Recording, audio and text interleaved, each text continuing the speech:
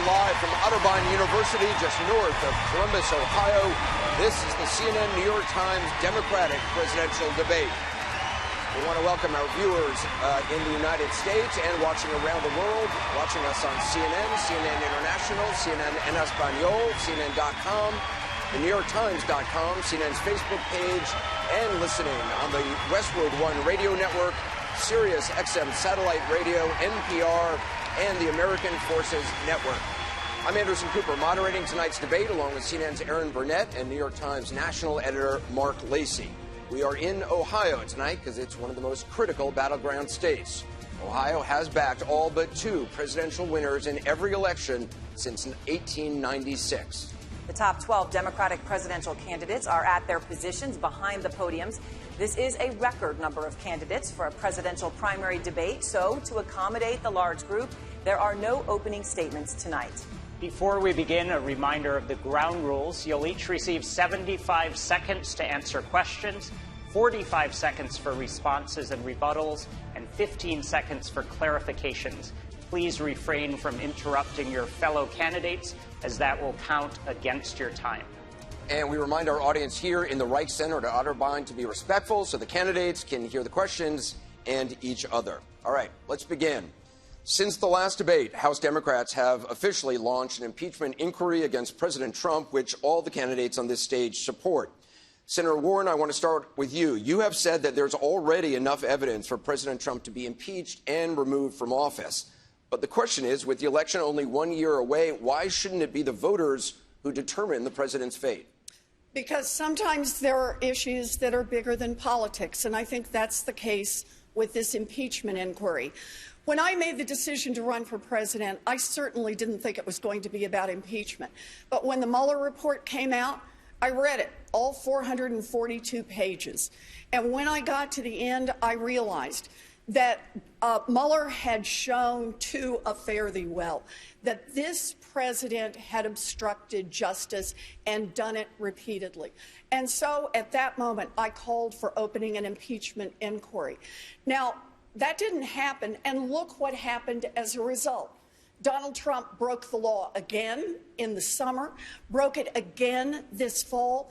You know, we took a constitutional oath, and that is that no one is above the law, and that includes the President of the United States. Impeachment is the way that we establish that this man will not be permitted to break the law over and over without consequences. This is about Donald Trump, but understand, it's about the next president and the next president and the next president and the future of this country. The impeachment must go forward. Thank you, Senator Warren. You're all going to get in on this, by the way. Senator Sanders, do Democrats have any choice but to impeach President Trump? Please respond. No, they don't. In my judgment, Trump is the most corrupt president in the history of this country. It's not just that he obstructed justice with the Mueller report. I think that the House will find him worthy of impeachment because of the emoluments clause. This is a president who is enriching himself while using the Oval Office to do that, and that is outrageous. And I think in terms of the recent Ukrainian incident, the idea that we have a president of the United States who is prepared to hold back national security money to one of our allies in order to get dirt on a presidential candidate is beyond comprehension. So I look forward, by the way, not only to a speedy and expeditious impeachment process, but Mitch McConnell has got to do the right thing and allow a free and fair trial in the Senate. Vice President Biden, during the Clinton impeachment proceedings, you said, and I quote, "The American people don't think that they've made a mistake by electing Bill Clinton, and we in Congress had better be very careful before we upset their decision." With the country now split, have Democrats been careful enough in pursuing the impeachment of President Trump? Yes, they have. I said from the beginning that if, in fact, Trump continued to stonewall what the Congress is entitled to know about his background, what he did, all the accusations in the Mueller report, if they did that, they would have no choice but to begin an impeachment proceeding, which gives them more power to seek more information. This president, and I agree with Bernie, Senator Sanders, is the most corrupt president in modern history, and I think all of our history. And the fact is that this President of the United States has gone so far as to say, since this latest event, that in fact he will not cooperate in any way at all, will not send any witnesses, will not provide any information, will not do anything to cooperate with the impeachment. They have no choice but to move. Senator Harris, House Speaker Nancy Pelosi has said that members of Congress have to be, in her words, fair to the president and give him a chance to exonerate himself. You've already said that, based on everything you've seen, you would vote to remove him from office. Is that being fair to the president? Well, it's just being observant, because he has committed crimes in plain sight. I mean, it's shocking, but he told us who he was. Maya Angelou told us years ago, listen to somebody when they tell you who they are the first time. During that election, Donald Trump told us he could shoot somebody on Fifth Avenue and get away with it. And he has consistently, since he won, been selling out the American people. He's been selling out working people. He's been selling out our values. He's been selling out national security. And on this issue with Ukraine, he has been selling out our democracy. Our framers imagined this moment, a moment where we would have a corrupt president. And our framers then rightly designed our system of democracy to say there will be checks and balances. This is one of those moments. And so Congress must act. But the reality of it is that I don't really think this impeachment process is going to take very long, because as a former prosecutor, I know a confession when I see it. And he did it in plain sight. He has given us the evidence, and he tried to cover it up, putting it in that special server. And there's been a clear consciousness of guilt. This will not take very long. Donald Trump needs to be held accountable. He is indeed the most corrupt and unpatriotic president we have ever had. Senator Booker, you have said that President Trump's, quote, moral vandalism disqualifies him from being president. Can you be fair in an impeachment trial? Please respond. So, first of all, we must be fair. We are talking about ongoing proceedings to remove a sitting president for office. This has got to be about patriotism and not partisanship. Look, I share the same sense of urgency of everybody on this stage. I understand the outrage that we all feel, but we have to conduct this process in a way that is honorable, that brings our country together, doesn't rip us apart. Anybody who has criticisms about a process that is making all the facts bare before the American public, that works to build consensus, that's what this nation needs in what is a moral moment and not a political one. So I swore an oath to do my job as a senator, do my duty. This president has violated his. I will do mine. Thank you, Senator Booker. Senator Klobuchar, you have what do you say to those who fear that impeachment is a distraction from issues that impact people's day-to-day lives, health care, the economy, and could backfire on Democrats? We can do two things at once. That's our job. We have a constitutional duty to pursue this impeachment. But we also can stand up for America, because this president has not been putting America in front of his own personal interests. He has not been standing up for the workers of Ohio. He's not been standing up for the farmers in Iowa. And I take this even a step further. You know, when he made that call to the head of Ukraine, he's digging up dirt on an opponent. That's illegal conduct. That's what he was doing. He didn't talk to him about the Russian invasion. He talked to him about that. So I'm still waiting to find out from him how making that call to the head of Ukraine and trying to get him involved in interfering in our election makes America great again. I'd like to hear from him about how leaving the Kurds for slaughter, our allies for slaughter, where Russia then steps in to protect them, how that makes America great again. And I would like to hear from him about how coddling up to Vladimir Putin makes America great again. It doesn't make America great again. It makes Russia great again. And that is what this president has done. So whether it is workers' issues, whether it is farmers' issue, he has put his own private interests, and I will not do that. Thank you, Secretary Castro. Is impeachment a distraction? Not at all. We can walk and chew gum at the same time, and all of us are out there every single day talking about what we're going to do to make sure that more people cross the graduation stage, that more families have great health care, that more folks are put to work in places like Ohio, where Donald Trump has broken his promises, because Ohio, Michigan, and Pennsylvania actually, in the latest jobs data, have lost jobs, not gained them. Not only that, what we have to recognize is that not only did the Mueller report point out 10 different instances where the president obstructed justice or tried to, And he made that call to President Zelensky of the Ukraine, but he is ongoingly, in an ongoing way, violating his oath of office and abusing his power. We have to impeach this president, and the majority of Americans not only support impeachment, they support removal. He should be removed. Mayor Buttigieg, you have said that impeachment should be bipartisan. There's been obviously very little Republican support to date, yet Democrats are proceeding. Is that a mistake? Well, it's a mistake on the part of Republicans who enable a president whose actions are as offensive to their own supposed values as they are to the values that we all share. Look, the president has left the Congress with no choice. And this is not just about holding the president accountable for not just the things emerging in these investigations, but actions that he has confessed to on television. It's also about the presidency itself, because a president 10 years or 100 years from now will look back at this moment and draw the conclusion either that no one is above the law or that a president can get away with anything.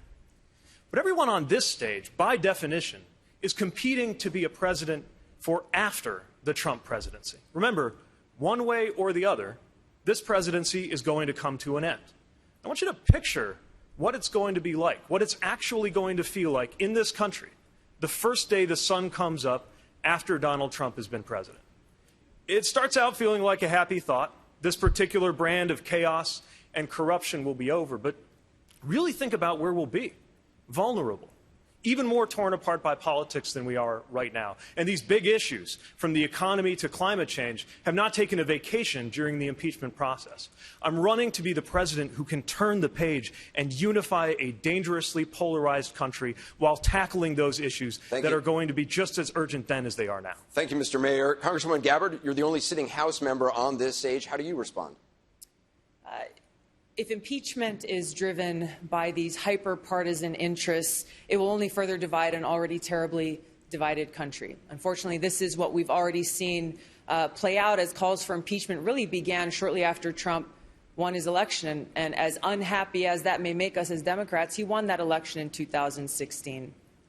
The serious issues that have been raised around this phone call that he had with the president of Ukraine and many other things that transpired around that are what caused me to support the inquiry in the House. And I think that it should continue to play its course out, to gather all the information, provide that to the American people, recognizing that that is the only way forward.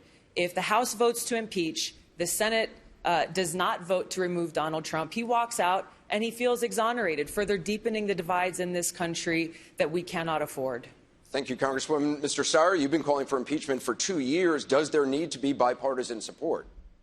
Well, Anderson, this is my first time on this stage, so I just want to start by reminding everybody that every candidate here is more decent, more coherent, and more patriotic than the criminal in the White House.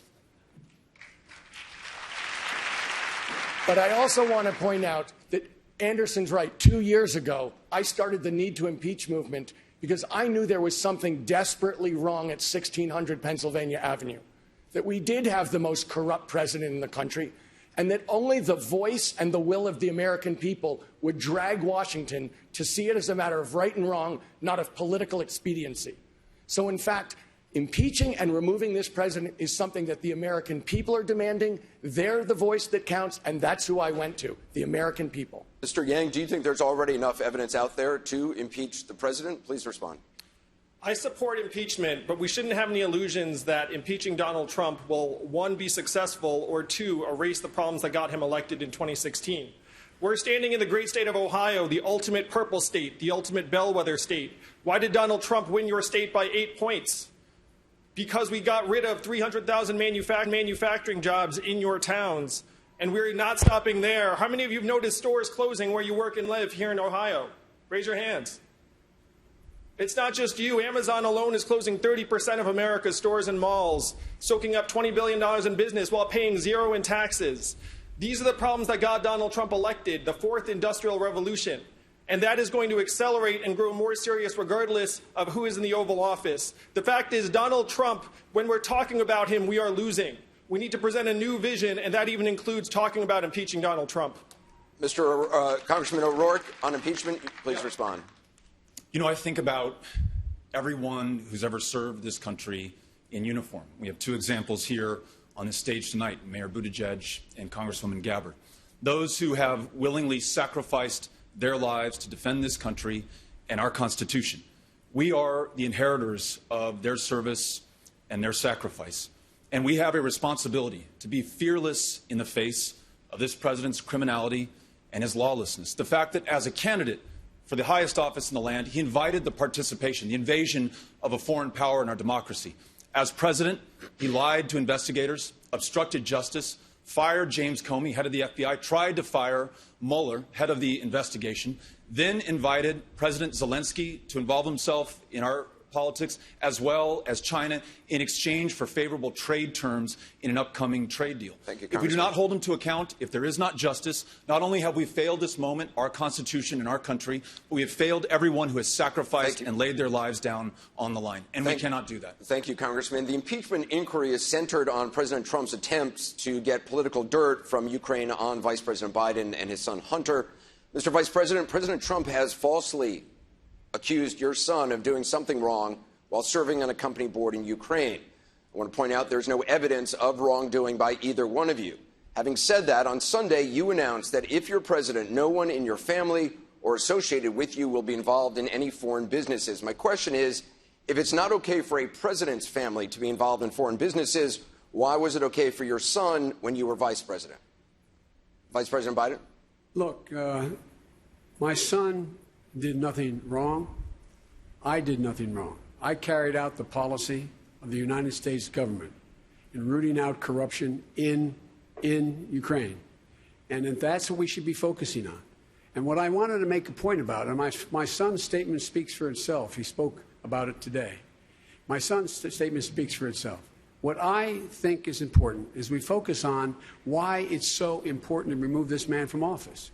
On the 17th, look, the fact that George Washington worried on the first time he spoke after being elected president that what we had to worry about is foreign interference in our elections. It was the greatest threat to America.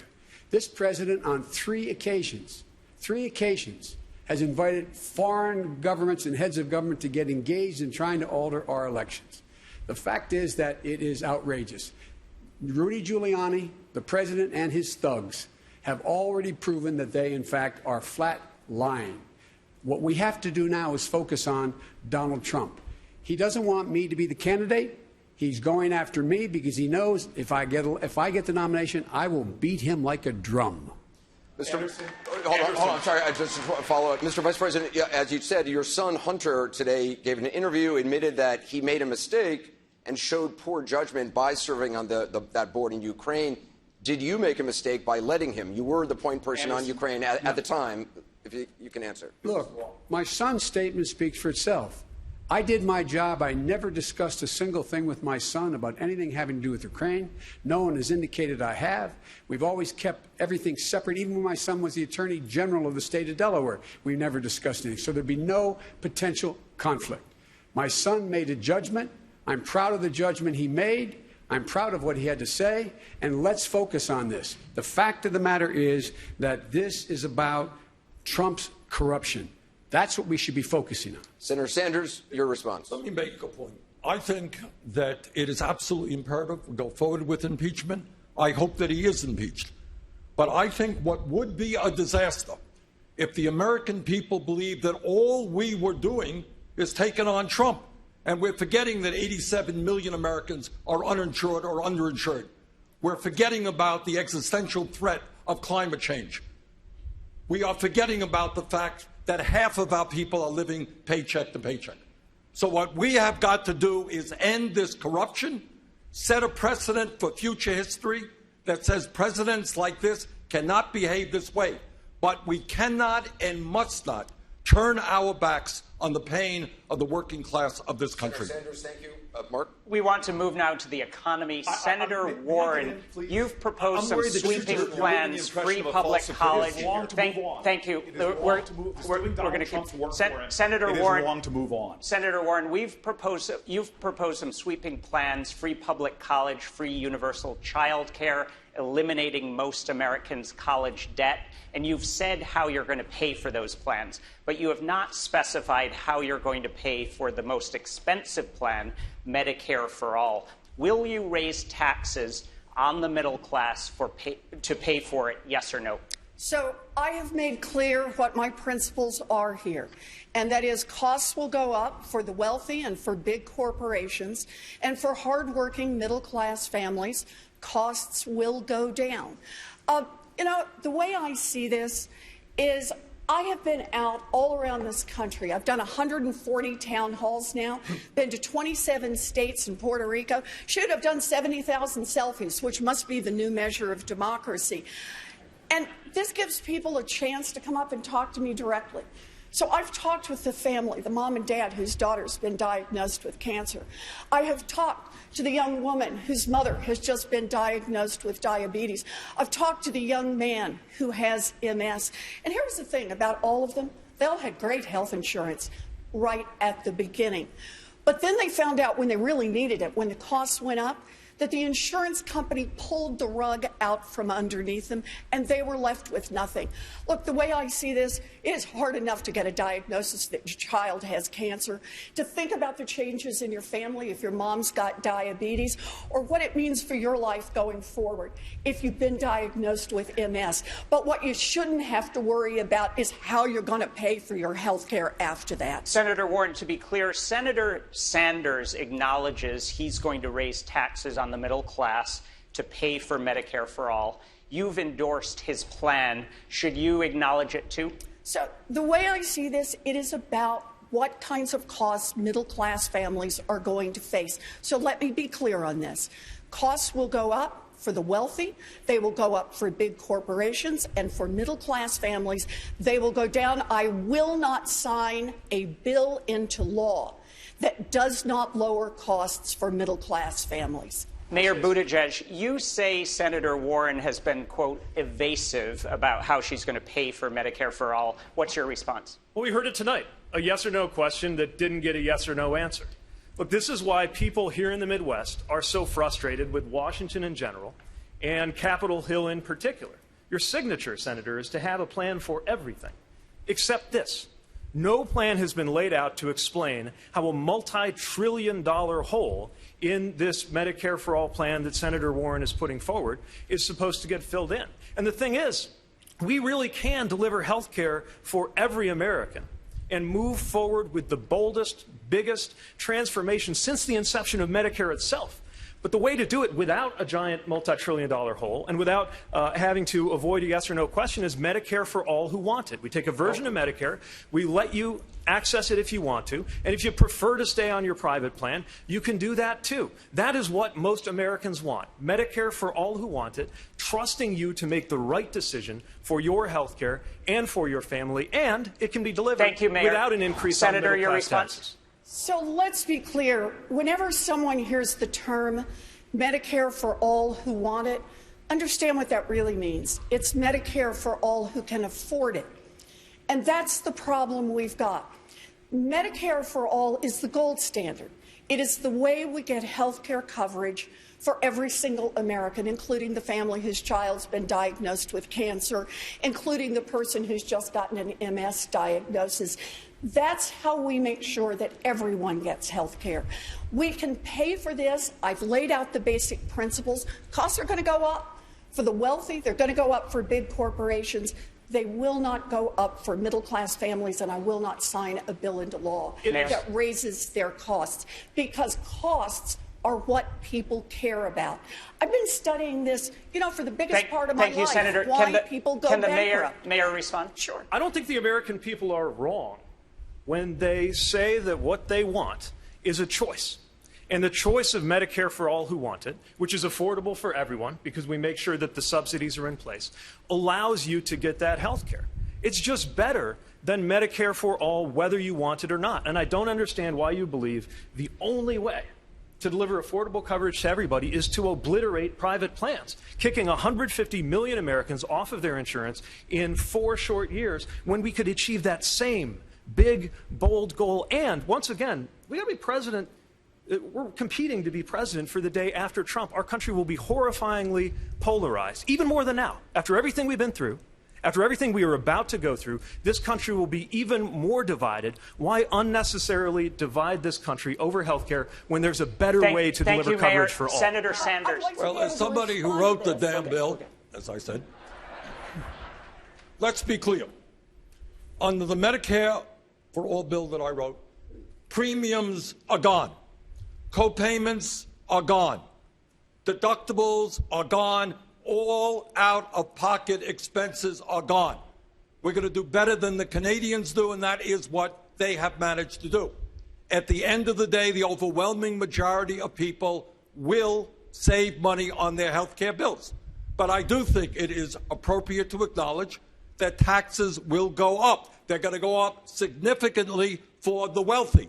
And for virtually everybody, the tax increase they pay will be substantially less than what they were paying for premiums and out-of-pocket expenses. Well, Senator Warren, will you acknowledge what the senator just said about taxes going up? So my view on this and what I have committed to is costs will go down for hardworking middle-class families. I will not embrace a plan like Medicare for All who can afford it. That will leave behind millions of people who cannot. And I will not embrace a plan that says people have great insurance right up until you get the diagnosis and the insurance company says, sorry, we're not covering your expensive cancer treatments. We're not covering your expensive treatments for MS. We're not covering what you need. At least Bernie's being honest here and saying how he's going to pay for this and that taxes are going to go up. And I'm sorry, Elizabeth, but you have not said that. And I think we owe it to the American people to tell them where we're going to send the invoice. I believe the best and boldest idea here is to not trash Obamacare, but to do exactly what Barack Obama wanted to do from the beginning, and that's have a public option that would bring down the cost of the premium and expand the number of people covered and take on the pharmaceutical companies. That is what we should be doing instead of kicking 149 million people off their insurance in 4 years. And I'm tired of hearing, whenever I say these things, oh, it's Republican talking points. You are making Republican talking points right now in this room by coming out for a plan that's going to do that. I think there is a better way that is bold that will cover more people, and it's the one we should get behind. Senator Warren.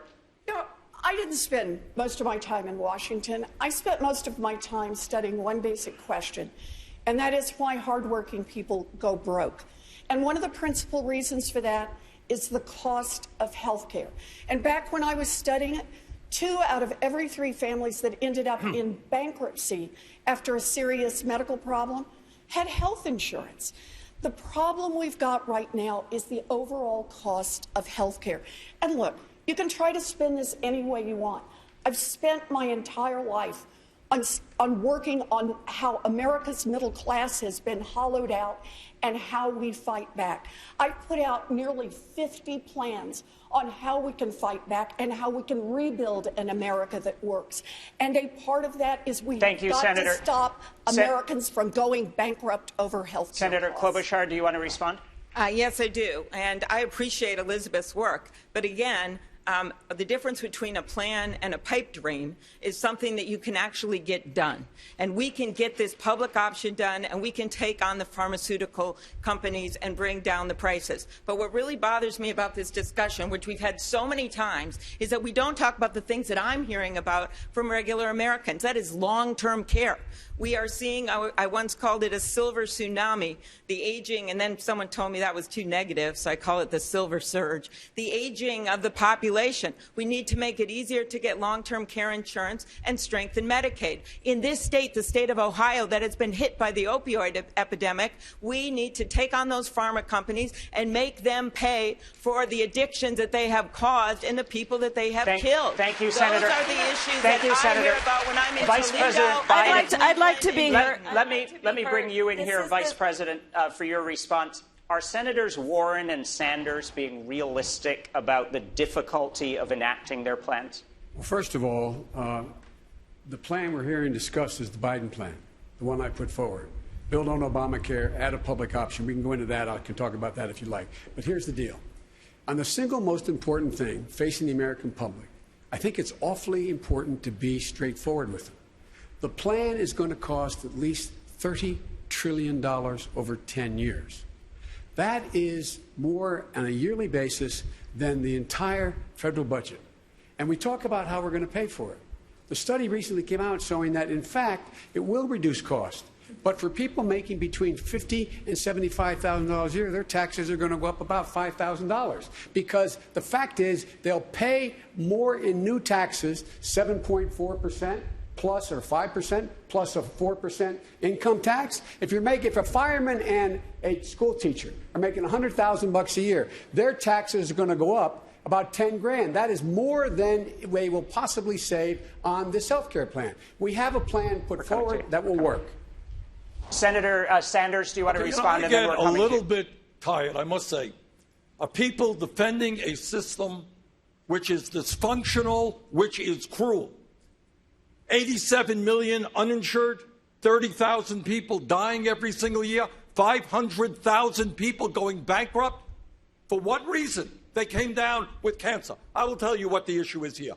The issue is whether the Democratic Party has the guts to stand up to the healthcare industry, which made $100 billion in profit, whether we have the guts to stand up to the corrupt, price-fixing pharmaceutical industry, which is charging us the highest prices in the world for prescription drugs. And if we don't have the guts to do that, if all we can do is take their money, we should be ashamed about it. Thank you, Senator. Senator Harris, your response? This is the sixth debate we have had in this presidential cycle, and not nearly one word with all of these discussions about health care on women's access to reproductive health care, which is under full-on attack in America today. And it's outrageous. There are states that have passed laws that will virtually prevent women from having access to reproductive health care. And it is not an exaggeration to say women will die. Poor women, women of color will die because these Republican legislatures in these various states who are out of touch with America are telling women what to do with our bodies. Women are the majority of the population in this country. People need to keep their hands off of women's bodies and let women make the decisions about their own lives. Thank you, Senator. And let's talk about that. That is a significant health care issue in America today. I want to turn now to jobs. According to a recent study, about a quarter of American jobs could be lost to automation in just the next 10 years. Ohio is one of the states likely to be hardest hit. Senator Sanders, you say your federal jobs guarantee is part of the answer to the threat from automation. But tens of millions of Americans could end up losing their jobs. Are you promising that you will have a job for every single one of those Americans? Damn right we will. And I'll tell you why. If you look at what goes on in America today, we have an infrastructure which is collapsing. We can put 15 million people to work rebuilding our roads, our bridges, our water systems, our wastewater plants, airports, etc. Furthermore, and I hope we will discuss it at length tonight, this planet faces the greatest threat in its history from climate change. And the Green New Deal that I have advocated will create up to 20 million jobs as we move away from fossil fuel to energy efficiency and sustainable energy. We need workers to do childcare. We need workers, great teachers, to come in to school systems which don't have the teachers that we need right now. We need more doctors. We need more dentists. We need more carpenters. We need more sheet metal workers. And when we talk about making public colleges and universities tuition-free and canceling student debt, we're going to give those people the opportunity to get those good jobs. Senator Sanders, thank you. Mr. Yang, your main solution to job loss from automation is a universal basic income. Why is giving people $1,000 a month better than Sanders' plan to guaranteeing them a job? I am for the spirit of a federal jobs guarantee, but you have to look at how it would actually materialize in practice. What are the jobs? Who manages you? What if you don't like your job? What if you're not good at your job? The fact is, most Americans do not want to work for the federal government. And saying that that is the vision of the economy of the 21st century, to me, is not a vision that most Americans would embrace. Also, Senator Sanders' description of a federal jobs guarantee does not take into account the work of people like my wife, who's at home with our two boys, one of whom is autistic. We have a freedom dividend of $1,000 a month. It actually recognizes the work that is happening in our families and our communities. It helps all Americans transition. Because the fact is, and you know this in Ohio, if you rely upon the federal government to target its resources, you wind up with failed retraining programs and jobs that no one wants. When we put the money into our hands, we can build a trickle-up economy. From our people, our families, and our communities up, it will enable us to do the kind of work that we want to do. This is the sort of positive vision in response to the fourth industrial revolution that we have to embrace as a party. Senator Booker, a federal jobs guarantee or $1,000 a month. Are those the best solutions there? Please respond. Well, first of all, I'm happy to get in finally. And I just want to say, as a great New Jerseyan, Yogi Berra said, I am having deja vu all over again. I'm having deja vu all over again, first of all, because I saw this play in 2016's election. We are literally using Donald Trump's lies, and the second issue we cover on this stage is elevating a lie and attacking a statesman. That was so offensive. He should not have to defend ourselves, and the only person sitting at home that was enjoying that was Donald Trump, seeing that we're distracting from his malfeasance and selling out of his office. And I'm having deja vu all over again. And I'm having deja vu all over again because we have another health care debate. And we're not talking about the clear and existential threat in America that we're in a state that has had 2 Planned Parenthoods close. We are seeing all over this country women's reproductive rights under attack. And God bless Kamala. But you know what? Women should not be the only ones taking up this cause and this fight. And then it is not just because women are our daughters and our friends and our wives. It's because women are people, and people deserve to control their own body. Senator, thank you. We are going to get to that issue later on tonight. Senator Warren, you wrote that blaming job loss on automation is, quote, a good story, except it's not really true. So should workers here in Ohio not be worried about losing their jobs to automation? So the data show that we've had a lot of problems with losing jobs, but the principal reason has been bad trade policy. The principal reason has been a bunch of corporations, giant multinational corporations, who've been calling the shots on trade, giant multinational corporations that have no loyalty to America. They have no loyalty to American workers. They have no loyalty to American consumers. They have no loyalty to American communities. They are loyal only to their own bottom line. I have a plan to fix that, and it's accountable capitalism. It says you want to have one of the giant corporations in America, then by golly, 40% of your board of directors should be elected by your employees. That'll make a difference when a corporation decides, gee, we could save a nickel by moving a job to Mexico, when there are people on the board in the boardroom saying, no, do you know what that does to our company? Do you know what that does to our community, to what it does to our workers? We also need to make it easier to join a union and give unions more power when they negotiate. We need to restructure strength in this economy, and that's where it starts. Thank you, Senator. Secretary Castro, what's your response to Senator Warren's claim that automation is a good story, except it's not really true? Well, I think what folks have said is that is only part of the issue, right? I believe that we need to address communities that are being impacted by automation. I'm even willing to pilot something like UBI and to see how that would work. But I think we need to focus on making sure that we spark job opportunity for people across this country. As I mentioned earlier, here in Ohio, in the latest job data, Ohio is losing jobs under Donald Trump. He has broken his promises to Ohio and the industrial Midwest. I would invest in infrastructure to put people back to work. I would invest in a Green New Deal to unleash millions of new jobs in a clean energy economy. I was in Newton, Iowa a few weeks ago, and I visited a place called TPI. Newton, Iowa had a Maytag washing machine manufacturing facility, and then it closed down. TPI manufactures wind turbines. They're putting hundreds of people to work at decent-paying jobs and creating a better future for those families. On top of that, let me just say this, we need to support working families. We need to invest in things like universal child care so that people can afford child care instead of having to pay 20% of their income for it. Senator Warren, I've been talking to Americans around the country about automation, and they're smart. They see what's happening around them. Their Main Street stores are closing. They see a self-serve kiosk in every McDonald's, every grocery store, every CVS. Driving a truck is the most common job in 29 states, including this one. 3.5 million truck drivers in this country, and my friends in California are piloting self-driving trucks. What is that going to mean for the 3.5 million truckers or the 7 million Americans who work in truck stops, motels, and diners that rely upon the truckers getting out and having a meal? Saying this is a rules problem is ignoring the reality that Americans see around us every single day. Senator Warren, respond, please. Exactly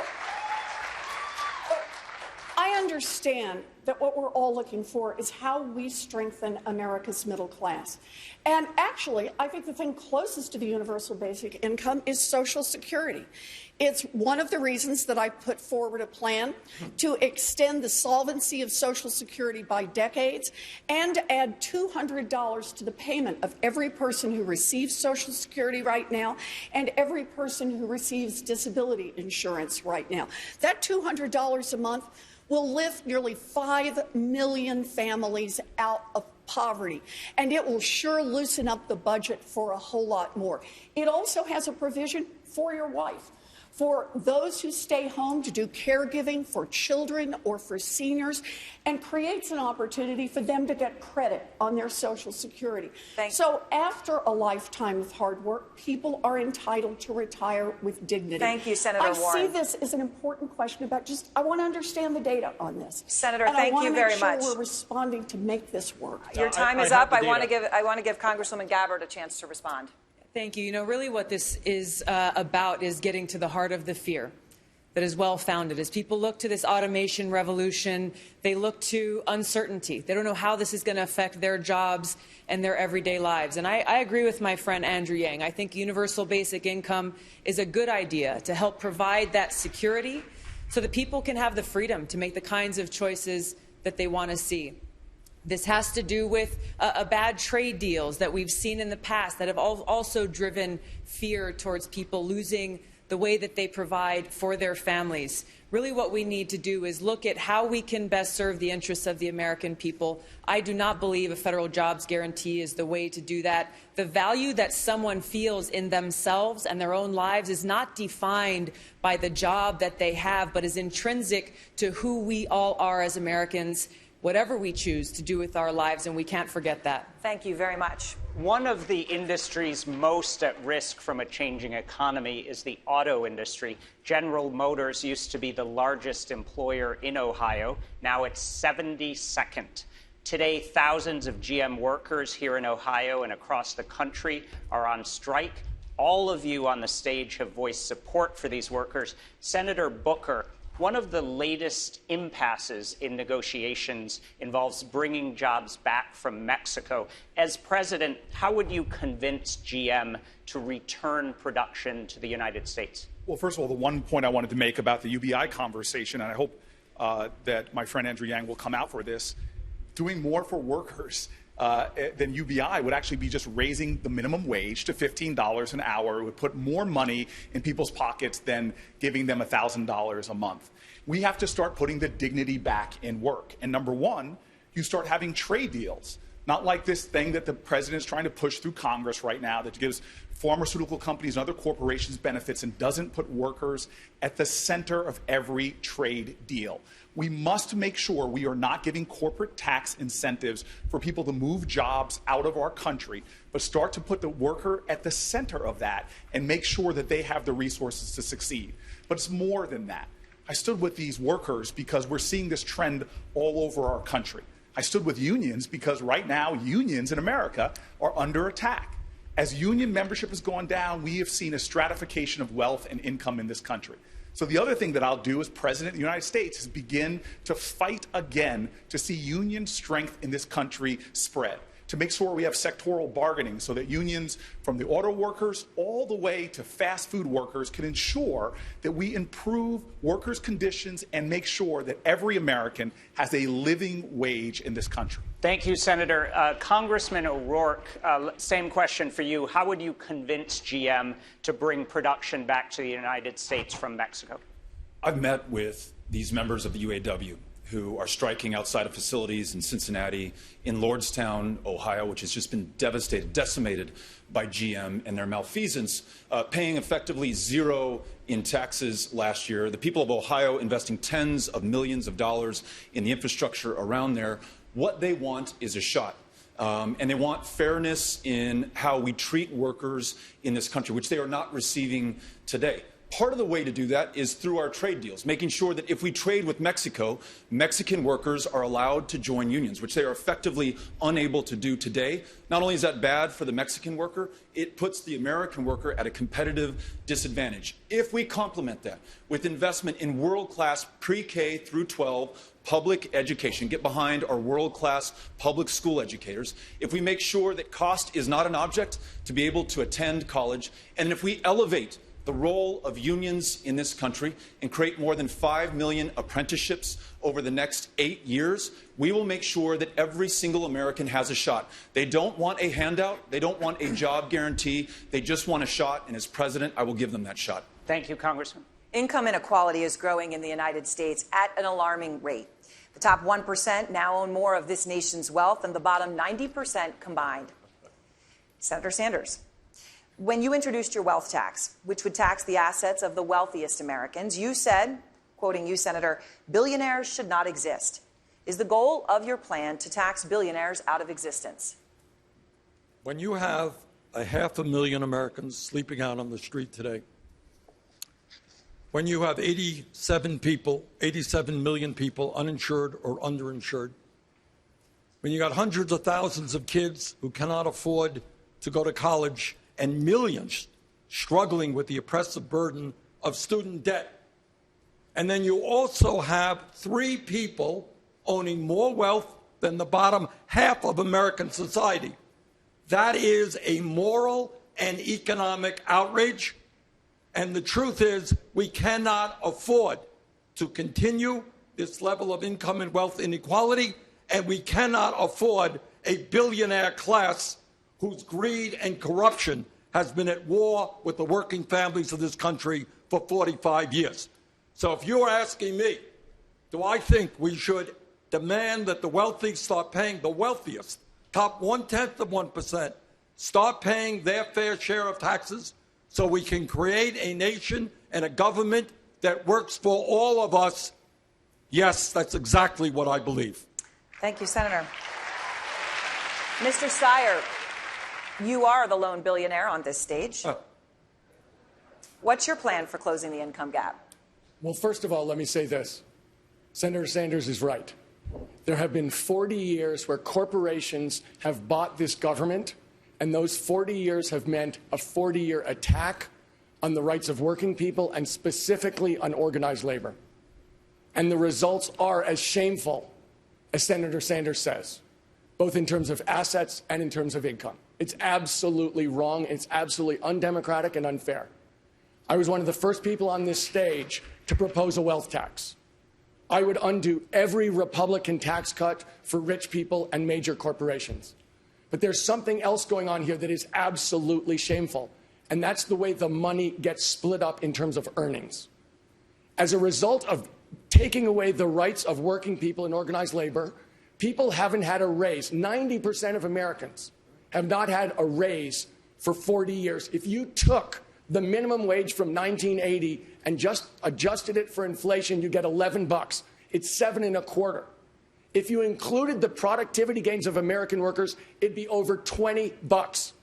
There's something wrong here, and that is that the corporations have bought our government. Our government has failed. That's why I'm running for president, because we're not going to get any of the policies that everybody on this stage wants. Health care, education, Green New Deal, or a living wage, unless we break the power of these corporations. Thank you, Mr. Steyer. Vice President Biden, you have warned against demonizing rich people. Do you believe that Senator Sanders and Senator Warren's wealth tax plans do that? No, look, demonizing wealth people, what I talked about is how you get things done. And the way to get things done is take a look at the tax code right now. The idea, we have to start rewarding work, not just wealth. I would eliminate the capital gains tax. I would raise the capital gains tax to the highest rate of 39.5%. I would double it. Because guess what? Why in God's name should someone who's clipping coupons in the stock market in fact, pay a lower tax rate than someone who, in fact, is, like I said, a school teacher and a firefighter? It's ridiculous, and they pay a lower tax. Secondly, the idea that we, in fact, engage in this notion that there's $1,640 billion in tax loopholes. You can't justify a minimum $600 billion of that. We could eliminate it all. I could go into detail had I the time. Secondly, thirdly, what we need to do is we need to go out and make it clear to the American people that we are going to raise taxes on the wealthy. We're going to reduce tax burdens on those who are not. And this is one of the reasons why these debates are kind of crazy, because everybody tries to squeeze everything into every answer that is given. The fact is, everybody's right about the fact that the fourth industrial revolution is costing jobs. It is. The fact is also corporate greed. If they're going back and not investing in their employees, they're reinvesting and buying back their stock. Thank you, Mr. Vice President. Thank you, Mr. Vice President. Senator Warren, your response. So I think this is about our values as a country. Show me your budget, show me your tax plans, and we'll know what your values are. And right now in America, the top 0.1% have so much wealth.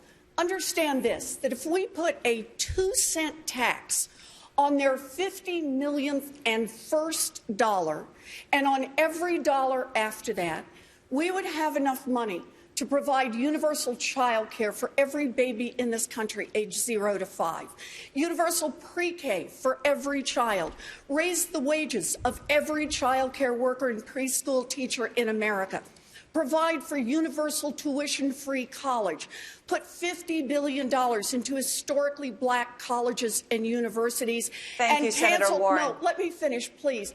And cancel student loan debt for 95% of the people who have it. My question is not why do Bernie and I support a wealth tax. It's does everyone else on this stage think it is more important to protect billionaires than it is to invest in an entire generation of Americans? Thank you, Senator Warren. No one is supporting billionaires. Mayor Buttigieg, your response. I'm all for a wealth tax. I'm all for just about everything that was just mentioned in these answers. Let me tell you, though, how this looks from the industrial Midwest where I live. Washington politicians, congressmen and senators, saying all the right things, offering the most elegant policy prescriptions, and nothing changes. I didn't even realize it was unusual to have empty factories, to see out the windows of my dad's Chevy Cavalier when he drove me to school. I didn't know that wasn't every city until I went away to college. Now I drive my own Chevy. It's a Chevy Cruze. Used to be built right in Lordstown, which is now one more symbol of the broken promises that this president has made to workers. But why did workers take a chance on this president in the first place? It's because it felt like nobody was willing to actually do anything. And while he's unquestionably made it dramatically worse, this is time to realize that we're paying attention to the wrong things. We're paying attention to who sounded better on a debate stage or in a committee here versus what it's actually going to take to get started. Will a wealth tax work? It could work. I am open to it. But I want to give a reality check here to Elizabeth, because no one on this stage wants to protect billionaires. Not even the billionaire wants to protect billionaires. We just have different approaches. Your idea is not the only idea. And when I look at this, I think about Donald Trump, the guy that after that tax bill passed, went to Mar-a-Lago, got together with his cronies, and said, guess what? You guys all got a lot richer. That was the one time in his presidency he told the truth.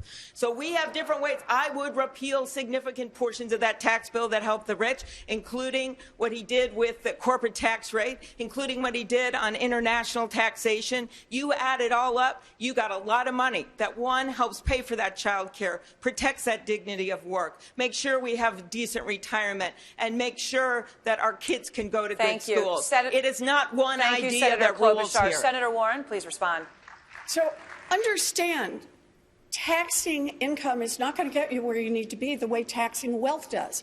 That the rich are not like you and me. The really, really billionaires are making their money off their accumulated wealth, and it just keeps growing. We need a wealth tax in order to make investments in the next generation. Look, I understand that this is hard, but I think as Democrats, We are going to succeed when we dream big and fight hard, not when we dream small and quit before we get started. Oh, I would like to respond to that. Senator Klobuchar, respond, please. I think simply because you have different ideas doesn't mean you're fighting for regular people.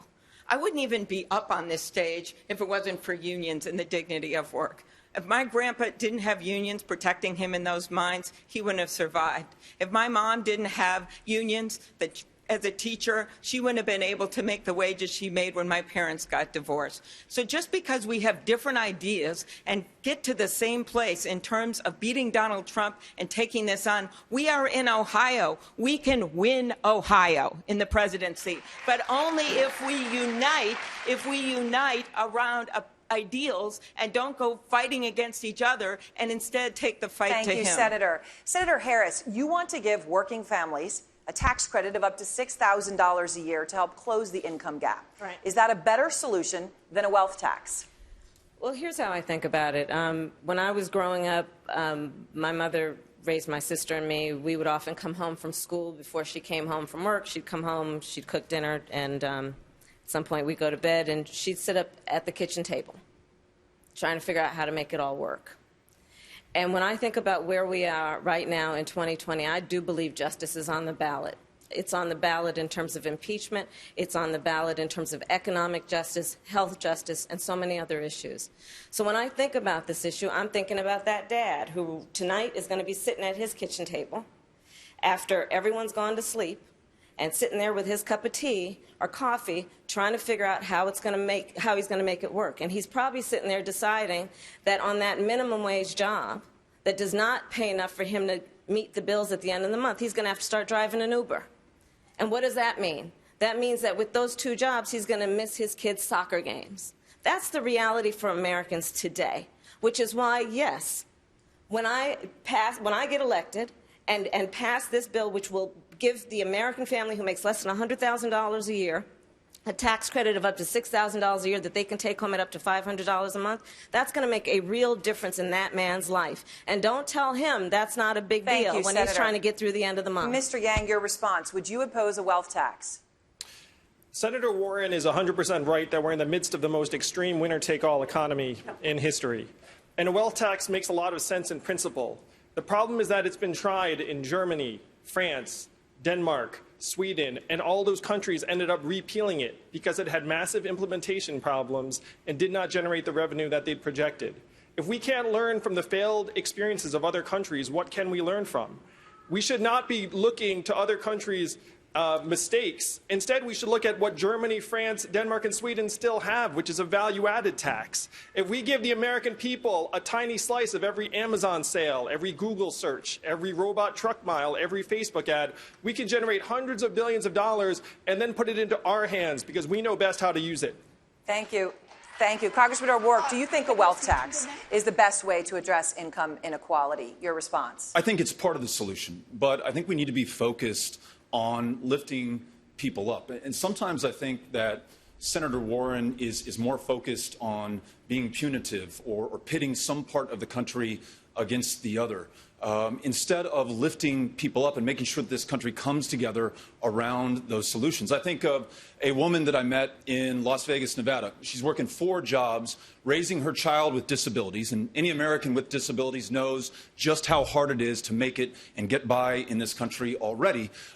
Some of those jobs working for some of these corporations, she wants to know how we are going to help her, how we're going to make sure that her child has the care that she needs, that we strengthen protections for those with disabilities, that she just has to work 1 job because it pays a living wage. And Senator Warren said, show me your budget, show me your tax plan, and you'll show me your values. She has yet to describe her tax plan and whether or not that person I met would see a tax increase. Under my administration, if you make less than $250,000 a year as a family, you will not see a tax increase. That family needs to know that. Let me say, I want to give Senator Warren a chance to respond. So I'm really shocked at the notion that anyone thinks I'm punitive. Look, I don't have a beef with billionaires. My problem is you made a fortune in America. You had a great idea. You got out there and worked for it. Good for you.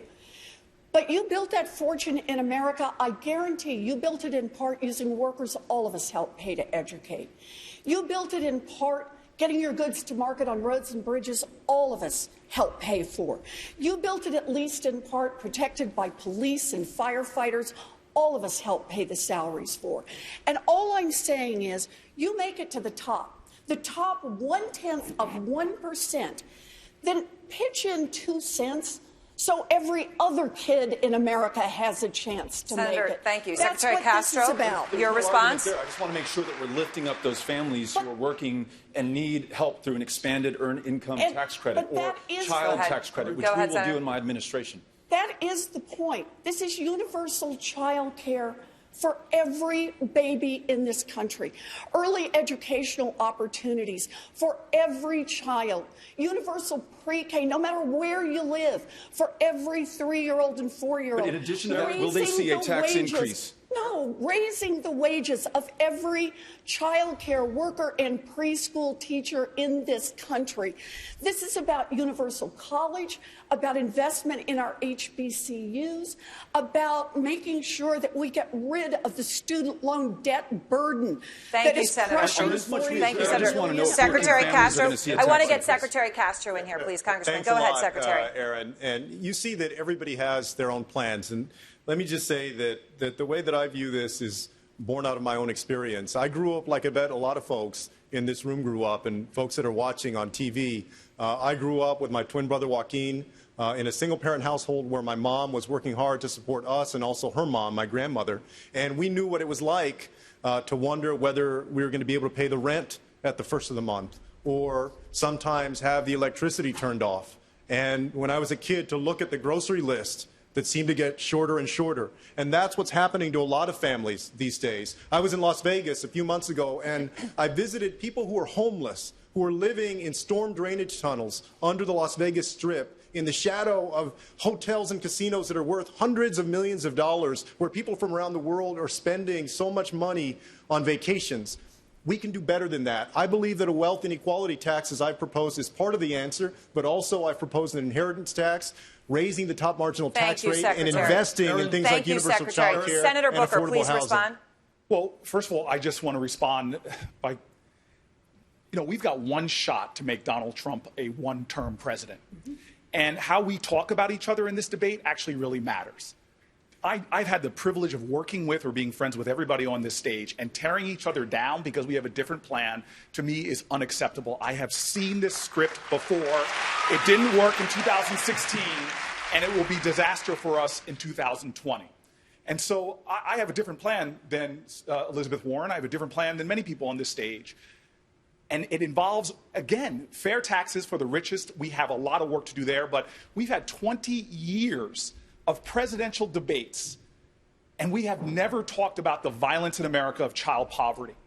We have got to begin to talk more eloquently and more persuasively and urgently about doing the things, not just to make sure fair taxes are paid by people on the top, but that we deal with the moral obscenity of having the highest levels of child poverty in the industrial world. My plan will focus on that, and these are some of the issues we should be talking about, not defining ourselves just by what we're against, but we need to win this election by talking about who and what we are for. Thank you, Senator Booker. We've got to take a quick break. We've got to take a quick break right now. The CNN New York Times debate live from Otterbein University in Ohio. We'll be right back after this.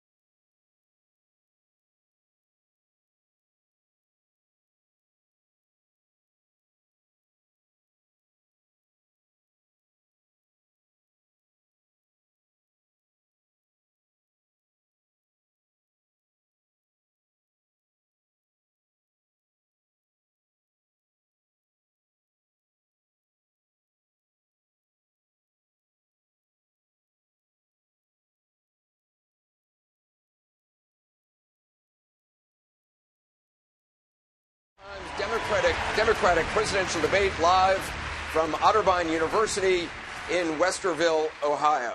I want to turn now to foreign policy. President Trump ordered the withdrawal of all American forces from northern Syria, abandoning America's longtime Kurdish allies. As a result, Turkey has now invaded Syria. ISIS detainees have escaped, and the Kurds have announced a new deal with the government in Damascus, a victory for Syrian dictator Bashar al-Assad and Russia and Iran. Vice President Biden, we know you would not have withdrawn troops from northern Syria in this way, but that is already in process. So would you send American troops back into northern Syria to prevent an ISIS resurgence and protect our Kurdish allies? I would not have withdrawn the troops, and I would not have drawn the additional 1,000 troops who are in Iraq, which are in retreat now, being fired on by Assad's people, and the President of the United States saying, if those ISIS folks escape from the prisons they're in, they'll only go to Europe and won't affect us. It has been the most shameful thing that any president has done in modern history, excuse me, in terms of foreign policy. And the fact of the matter is, I've never seen a time, and I've spent thousands of hours in the Situation Room. I've spent many hours on the ground in those very places in Syria and in Iraq. And guess what? Our commanders across the board, former and present, are ashamed of what's happening here. What I would do is I would be making it real clear to Assad that, in fact, he's going to have a problem because Turkey is the real problem here. And I would be having a real lockdown conversation with Erdogan and letting him know that he's going to pay a heavy price for what he has done. Now, pay that price. Just to clarify, Mr. Vice President, would you want American troops back in northern Syria? I would want those 1,000 troops to be protected by air cover, those 1,000 troops that are having to withdraw under fire, make it clear that they're not going anywhere, and have them protected, and work my way back toward what, in fact, needs to be done, protecting those Kurds. They lost their lives. This is shameful, shameful what this man has done. Congresswoman Gabbard, last week you said that American troops should get out of Syria now. You don't agree with how the president handled the withdrawal. What would you have done differently? How would you have pulled out troops without the bloodshed we're seeing now?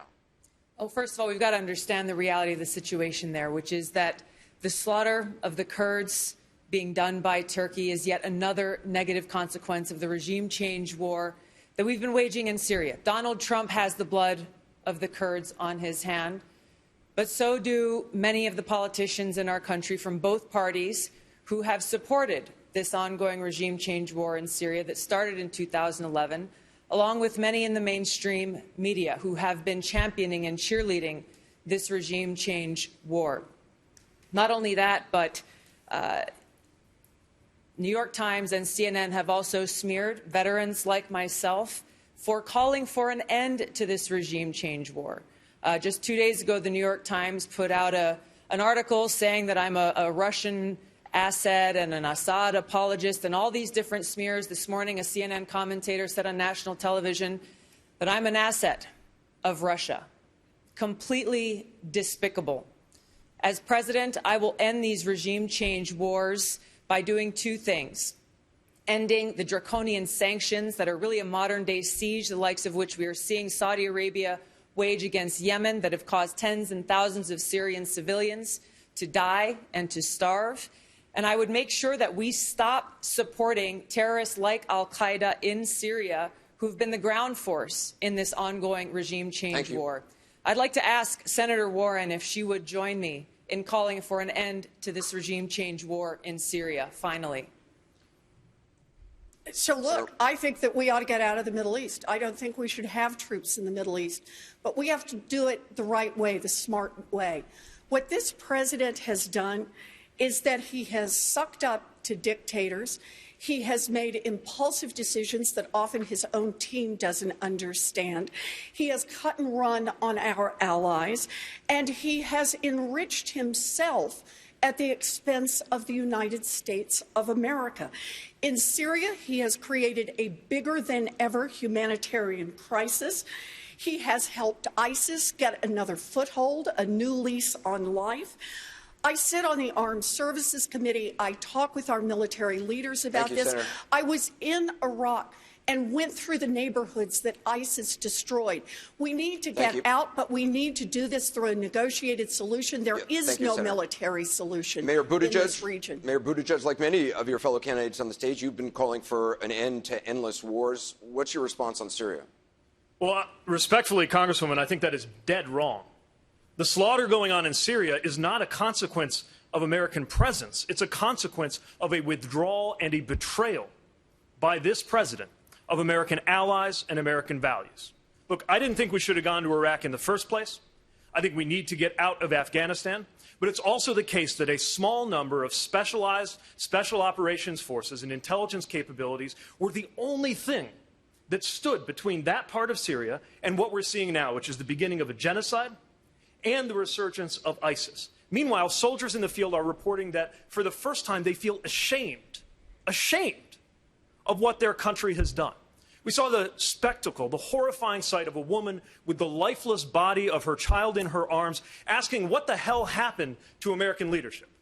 And when I was deployed, I knew one of the things keeping me safe was the fact that the flag on my shoulder represented a country known to keep its word. And our allies knew it, and our enemies knew it. Thank you, Mayor. You take that away, you are taking away what makes America America. Thank you, Mayor. It makes our troops and the world a much more dangerous place.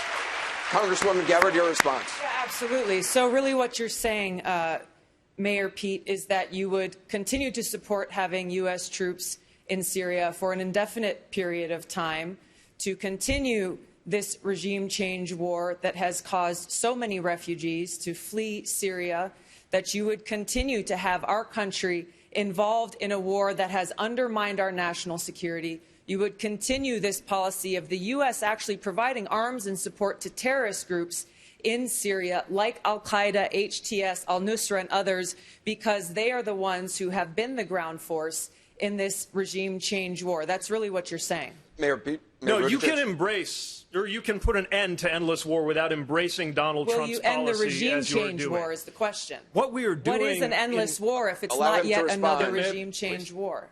Please allow him to respond. What we are doing, or what we were doing in Syria, was keeping our word. Part of what makes it possible for the United States to get people to put their lives on the line to back us up is the idea that we will back them up too. When I was deployed, not just the Afghan National Army forces, but the janitors put their lives on the line just by working with U.S. forces. I would have a hard time today looking an Afghan civilian or soldier in the eye after what just happened over there. And it is undermining the honor of our soldiers. You take away the honor of our soldiers, you might as well go after their body armor next. This president has betrayed American values. Our credibility is tattered. I will restore U.S. credibility before it is finally too late. Senator Sanders, is Turkey still a U.S. ally? Should they remain in NATO? I'm sorry, say that again? Is Turkey still a U.S. ally? Should they remain in NATO? No, Turkey is not a U.S. ally when they invade another country and engage in mass slaughter. The crisis here, as I think Joe said and Pete said, is when you begin to betray people. And in terms of the Kurds, 11,000 of them died fighting ISIS, 20,000 were wounded. And the United States said, we're with you, we're standing with you. And then suddenly one day, after a phone call with Erdogan, announced by tweet, Trump reverses that policy. Now, you tell me what country in the world will trust the word of the President of the United States? In other words, what he has done is wreck our ability to do foreign policy, to do military policy, because nobody in the world will believe this pathological liar. But this is really important, because what this president has done shows that American leadership shapes the behavior of our allies, or sometimes allies too. Remember, the problem right now is not just that with our competitors. In, for example, a place like China, the people of Hong Kong rise up for democracy and don't get a peep of support from the president. It's not just the behavior of adversaries like Russia, but our one-time allies, like Saudi Arabia, which the CIA just concluded was responsible, as we all knew, for murdering and dismembering an American resident and journalist, and Turkey, which was an American ally. That's the point. We had leverage, but when we abandon the international stage, when we think our only choices are between endless war or total isolation, the The consequence is the disappearance of U.S. leadership from the world stage, and that makes this entire world a more dangerous place. Senator Klobuchar, should Turkey remain in NATO? We need to work with our allies, to work with Turkey, and bring them out. This is an outrageous thing that happened here, and I think we need to talk about this not only in terms of the horror of what happened here with Turkey, but the fact that our president blew it, and now he's too proud to say it. And what do we do now? We continue that humanitarian aid, but then we work with our allies to say, come back, Turkey, and stop this, because what Mayor Pete has just said is true. Think about our other allies, Israel. How do they feel right now? Donald Trump is not true to his word when they are a beacon of democracy in the Mideast. Think about our allies in Europe when he pulls out of the Iranian agreement and leaves them holding the bag and gives the power to China and Russia. Thank you, Senator. Think about the nuclear agreement with Russia that he precipitously pulled out of. This is part of a pattern. It's not an isolated incident. You, Senator. Senator Harris, given that the U.S. abandoned our Kurdish allies, what would you do as president to convince the rest of the world that we can still be trusted? That's a great question, Anderson, because the Commander-in-Chief of the United States of America has as one of her greatest priorities and responsibilities to concern herself with the security of our nation and homeland. I serve on the Senate Intelligence Committee. I have, over a period of time, received classified information about the threats to our security and hotspots around the world. What has happened in Syria is yet again Donald Trump selling folks out. And in this case, he sold out the Kurds, who, yes, fought with us and thousands died in our fight against ISIS. And let's be clear, what Donald Trump has done because of that phone call with Erdogan is basically giving 10,000 ISIS fighters a get-out-of-jail-free card. And you know who the winner is in this? There are four: Russia, Iran, Assad, and ISIS. This is a crisis of Donald Trump's making, and it is on a long list of crises of Donald Trump's making, and that's why gotta go, and when I am Commander-in-Chief, we will stop this madness. Secretary Castro, your response. Well, I mean, you asked the question of how are we going to get people to trust us again. The first thing is we got to boot Donald Trump out of the Oval Office so that people will trust us again. I also want people to think the folks this week that saw those images of ISIS prisoners running free, to think about how absurd it is that this president is caging kids on the border and effectively letting ISIS prisoners run free. He has made a tremendous mistake, a total disaster there in Syria. And just to connect the dots for a second, if you're Kim Jong-un, for instance, why in the world would you believe anything that this president says to contain your nuclear weapons program when he tore up an Iran nuclear agreement that we just signed 4 years ago, which was the strongest agreement to contain Iran's nuclear weapons program, and now he's abandoned the very people that we gave our word to?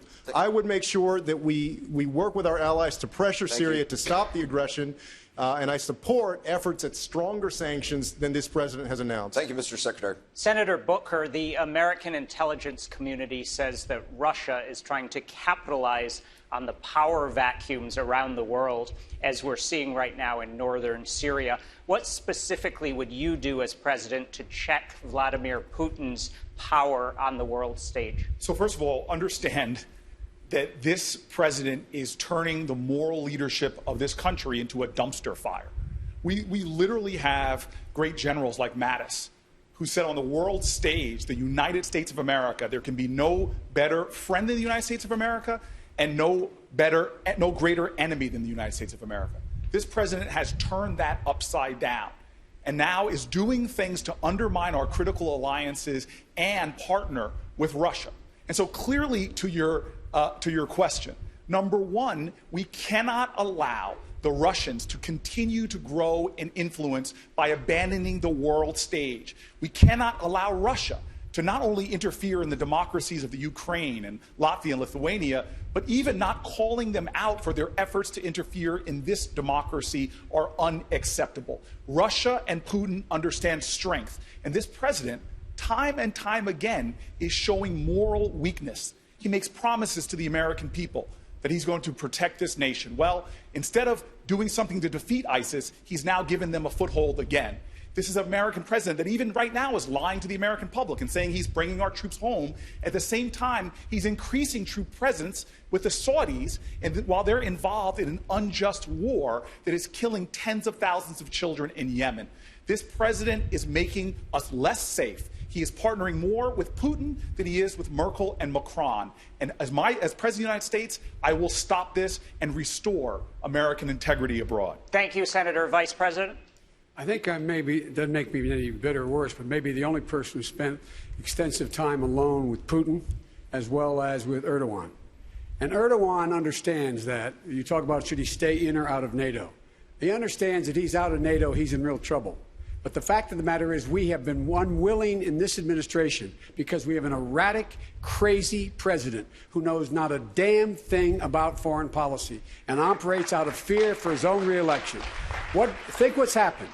The fact of the matter is you have Russia influencing and trying to break up NATO. What does the president do? He says, I believe Vladimir Putin.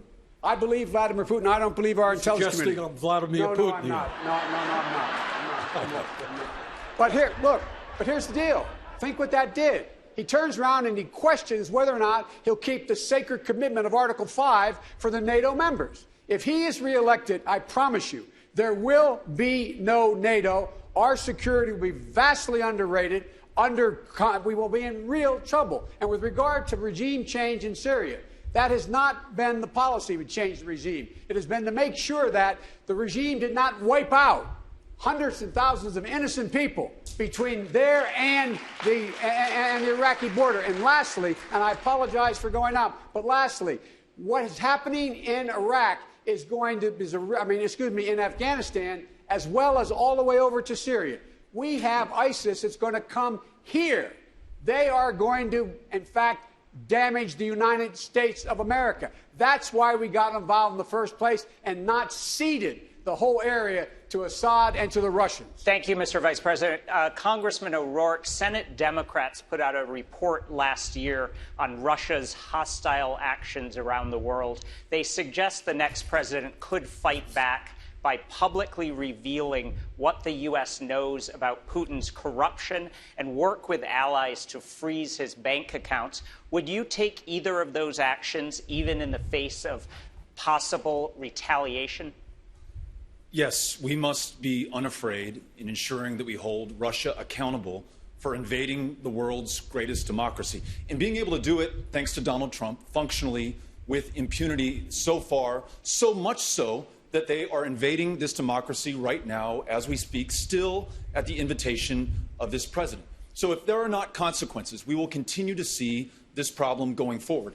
But in addition, y además, to answer the previous question that you asked, how do we stand up to Russia on the global stage? We do that by renewing our alliances and our friendships. That is what makes America stronger. There isn't enough money in this country. There aren't enough service members as brave and courageous as they are to do everything that we want to accomplish militarily around the world. And the Kurds are case in point. In fact, because we turned our backs on them, those Kurds who fought for us in Syria, helped to defeat ISIS, not just for themselves, but for the United States of America, it makes it more likely that we will have to send another generation of service members to fight those battles there. And then lastly, as General Mattis, who was invoked earlier, has said, we have two powers, one of intimidation and one of inspiration. We need to now focus on that latter power and make sure that we invest in diplomacy in our State Department and peacefully and nonviolently resolving our foreign policy goals, not on the backs of 18 and 19 and 20-year-olds anymore, but making sure that our diplomats are invested in, have the focus necessary by this next president to make sure that they can accomplish those goals for this country and for the world. Thank you, Congressman. Mr. Steyer, would you publicly reveal what the U.S. knows about Putin's corruption or work to freeze his bank accounts? Please respond. Absolutely. As far as I'm concerned, Mr. Trump's America First program, which involves having no plans, having no process, and having no partners, is proved to be a disaster in Syria. It's proved to be a disaster in terms of our response to Russia's attacking our democracy.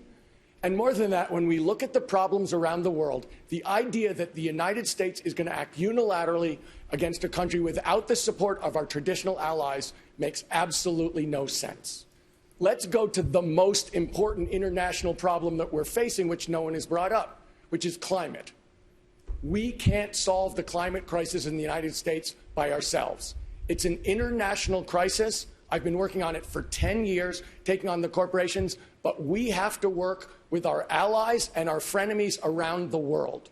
So if you look at what Mr. Trump is doing, of course, he's been bought by the oil and gas companies. But any problem that we're going to do, but specifically climate, we're going to have to lead the world morally. We're going to have to lead it technologically, financially, and commercially. This is the proof that this kind of America first, go it alone, trust nobody and be untrustworthy is the worst idea I've ever heard, and I would change it on day one in every single way. Mr. Yang, your response to Putin and Russia. Of course. We have to look at the chain of events. How did we get here? The fact is we're falling apart at home, so we voted in Donald Trump, and he's now led us down this dangerous path with erratic and unreliable foreign policy. We have to let Russia know, look, we get it. We've tampered with other elections, you've tampered with our elections, and now it has to stop. And if it does not stop, we will take this as an act of hostility against the American people. I believe most Americans would support me on this. But Russian hacking of our democracy is an illustration of the 21st century threats. Artificial intelligence, cybersecurity, climate change, loose nuclear material, military drones, and non-state actors. These are the threats that are going to require our administration to catch up in terms of technology. We all know we are decades behind the curve on technology. We saw when Mark Zuckerberg testified at Congress the nature of the questioning. As Commander-in-Chief, I will help pull us forward. Thank you. Mark, and that's going to be the responsibility of the next president. I want to respond to Mr. Yang. I don't see a moral equivalency between our country and Russia. Vladimir Putin is someone who has shot down planes over Ukraine, who has poisoned his opponents, and we have not talked about what we need to do to protect ourselves from Russia invading our election. This wasn't meddling. That's what I do when I call my daughter on a Saturday night and ask her what she's doing. Sorry.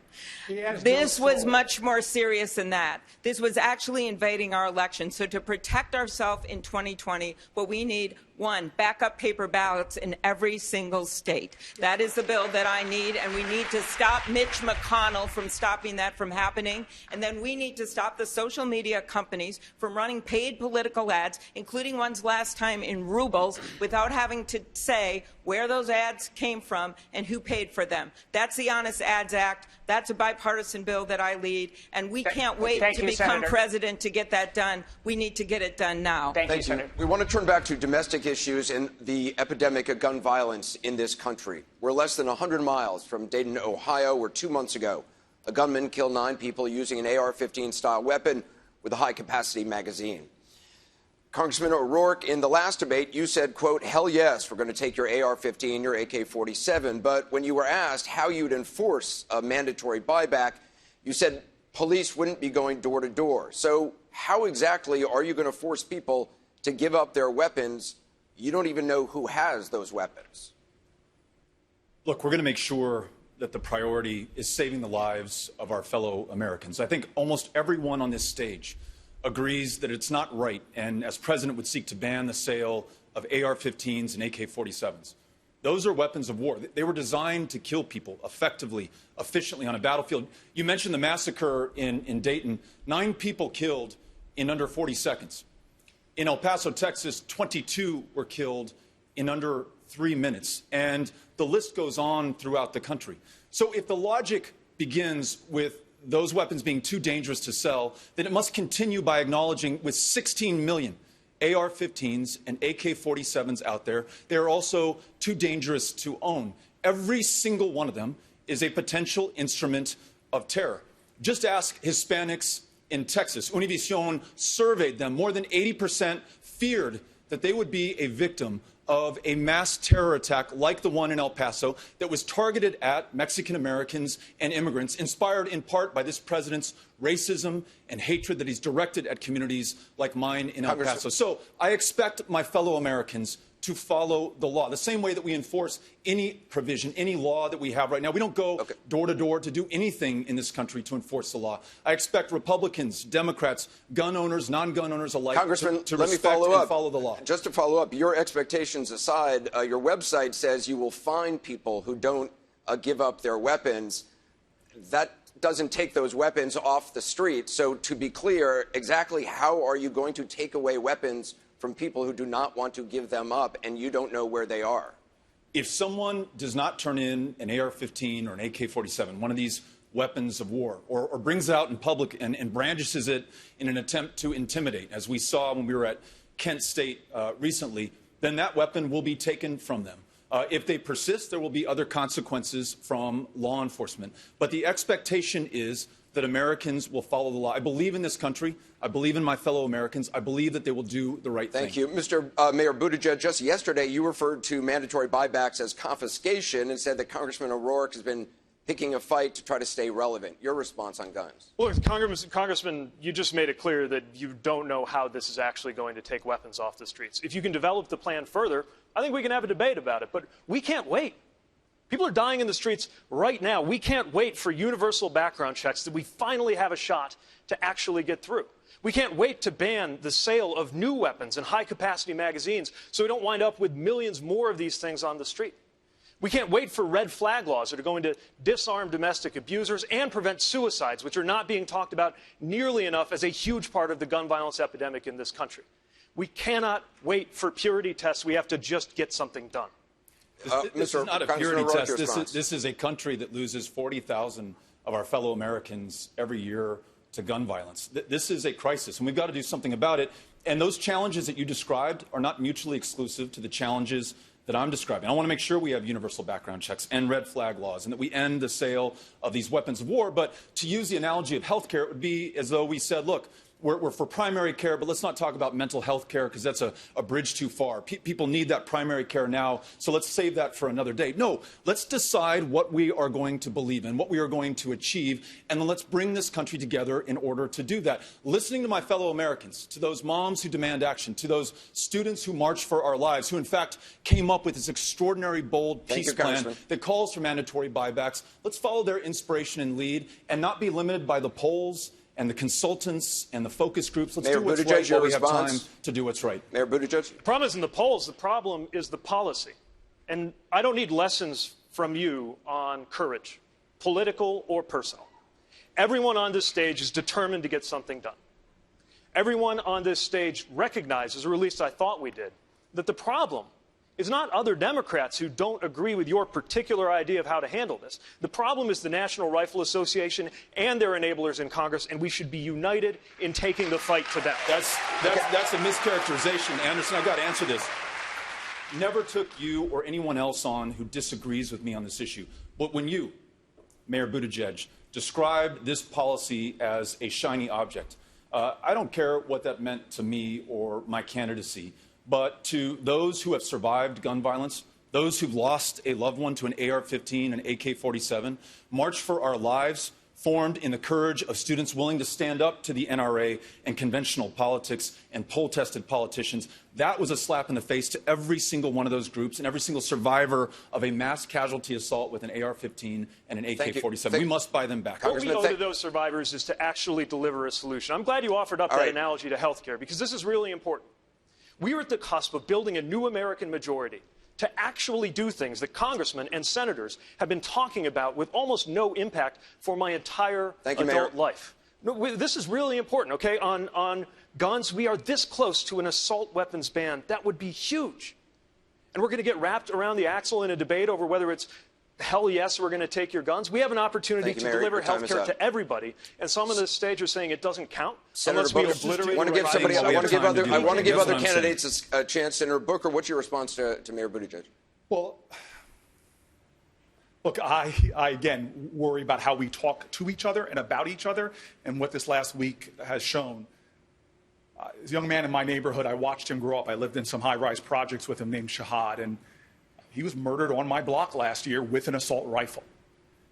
I'm living with a sense of urgency on this problem because when I go home to my community, like millions of Americans, we live in communities where these weapons, where these gunshots are real every single day. And I know where the American public is. This is not about leadership. This is why when I talk about things like gun licensing and point out the differences between us, I'm not attacking people or their character or their courage on these issues. We all have courage, but it's frustrating that when the American people, 77% of Americans, agree on licensing, we don't need leadership right now. We just need folks that are going to stand up and follow where the people already are, because there are millions of Americans where this is a daily nightmare, where we're surrendering our freedoms to fear in this country. This is the first time in American history, this fall, where we have sent our children to school, the strongest nation on the planet Earth, and said to them, we can't protect you. Thank you, so Senator. in school, we're going to teach you how to hide. There are more duck and cover drills and shelter-in-place drills in America now than fire drills. Thank you, if Senator. I'm President of the United States, I will bring an urgency to this issue and Senator make sure Klobuchar, that we end the scourge of mass violence in our Senator country. Klobuchar, Senator Warren supports a voluntary. Senator Klobuchar, you support a voluntary buyback, if I'm correct, right? What is wrong with a mandatory buyback?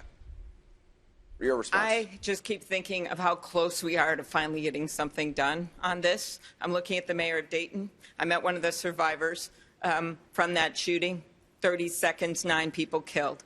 The public is with us on this in a big way. The majority of Trump voters want to see universal background checks right now. The majority of hunters want to see us move forward with gun safety legislation. There are 3 bills right now on Mitch McConnell's desk. The background check bill, my bill to close the boyfriend loophole so domestic abusers don't get guns, the bill to make it easier for police to vet people before they get a gun. That's what we should be focusing on. And I just don't want to screw this up. When I'm president, I do want to bring in an assault weapon ban. And I do want to put a limitation on magazines so what happened in Dayton, Ohio will never happen again. But let's not mess this up with this fight. Senator Warren, you support a voluntary gun buyback of assault-style weapons as well. Why not a mandatory one? So, look, I want to get what works done. I want to use the method we used, for example, with machine guns. We registered them. We put in a huge penalty if you didn't register them and a huge tax on them, and we let people turn them in, and it got machine guns out of the hands of people. But the problem here that we need to focus on is, first, how widespread gun violence is. As you've rightly identified, it's not just about mass shootings. It's what happens in neighborhoods all across this country. It is about suicide. It is about domestic violence. This is not going to be a one and done, that we do one thing or 2 things or 3 things and then we're done. We have to reduce gun violence overall, and the question we have to ask is, why hasn't it happened? You say we're so close. We have been so close. I stood in the United States Senate in 2013 when 54 senators voted in favor of gun legislation, and it didn't pass because of the filibuster. We have got to attack the corruption and repeal the filibuster, or the gun industry will always have a veto over what happens. Senator Harris, you disagree with Senator Warren. You think the buyback should be mandatory. Please respond.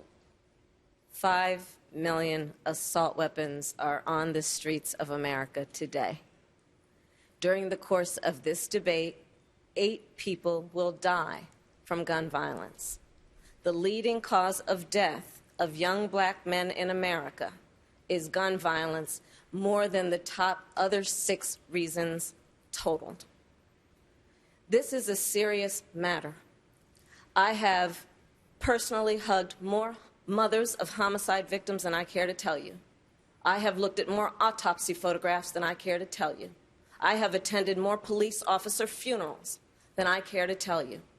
I'm done. And we need action. And Congress has had years to act and failed because they do not have the courage. When I'm elected, I'll give them 100 days to pull their act together, put a bill on my desk for signature, and if they don't, I will take executive action and put in place a comprehensive background check requirement and ban the importation of assault weapons into our country, because it is time to act. Senator Biden, Vice President Biden, your response. I'm the only one on this stage who has taken on the NRA and beat them twice. We were able to get assault weapons off the streets and not be able to be sold for 10 years. Recent studies show that mass violence went down when that occurred. The way to deal with those guns and those AR-15s and assault weapons that are on the street, are not on the street, that people own, is to do what we did with the National Firearms Act as it related to machine guns. You must register that weapon. You must register it. When you register it, the likelihood of it being used diminishes exponentially. I'm the only one that got moved to make sure that we could not have a magazine that had more than 10 rounds in it. I've done this. I know how to get it done. If you really want to get it done, go after the gun manufacturers and take back the exemption they have of not being able to be sued. Thank you, Mr. Vice President. Secretary Castro, the vast majority of homicides committed with a gun in this country are from handguns, not assault-style weapons. What's your plan to prevent those deaths? Thank you very much for the question. You know, I grew up in neighborhoods where it wasn't uncommon to hear gunshots at night, and I can remember ducking into the backseat of a car when I was a freshman in high school across the street from my school, my public school, because folks were shooting at each other. You know, in the neighborhoods, though, let me answer this question about voluntary versus mandatory. There are two problems I have with mandatory buybacks. Number one, folks can't define it. And if you're not going to door to door, then it's not really mandatory. But also, in the places that I grew up in, we weren't exactly looking for another reason for cops to come banging on the door. And y'all saw a couple of days ago what happened to Tatiana Jefferson in Fort Worth. A cop showed up at 2 in the morning at her house when she was playing video games with her nephew. He didn't even announce himself, and within 4 seconds, he shot her and killed her through her home window. She was in her own home. And so I am not going to give these police officers another reason to go door to door in certain communities, because police violence is also gun violence, and we need to address that. Secretary Castro, thank you. Turning to another key issue here in Ohio and around the country, the opioid epidemic. Senator Klobuchar, CNN reached out to Ohio Democratic voters for their most pressing questions. Bree, a teacher in Proctorville, asks, in rural Ohio, the opioid epidemic has affected our communities and schools. I have many high school students who have lost one or both parents to heroin. Teachers are on the front lines daily witnessing these tragedies. How will you tackle this problem in general, but specifically, what will you offer people in rural communities where rehabilitation is not easily accessed and access to jobs is difficult? Well, I want to thank her for this question. This is something that should never have happened to begin with. I remember when I was a prosecutor, these were not the kind of cases that were coming in our door. And it's gotten worse and worse. And we now know why. As the evidence is coming out of those lawsuits, probably one of the most horrible things that I saw was the email from one of the pharma executives that actually said, keep pumping them out. They're eating them like Doritos.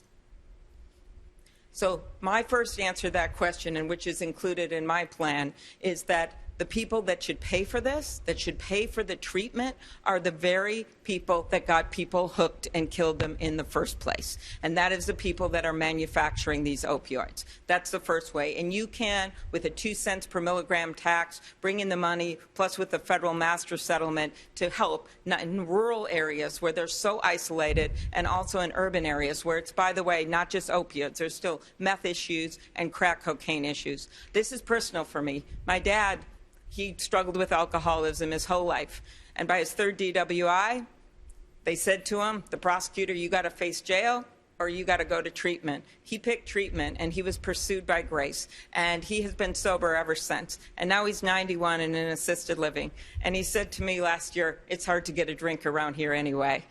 But he still has an AA group that visits him there. And so for me, I believe that everyone in this country, including the people in rural America, have that same right to be pursued by Grace. Thank you, Senator. Mr. Steyer, how would you address the opioid epidemic that exists here in Ohio and around the country? Please respond.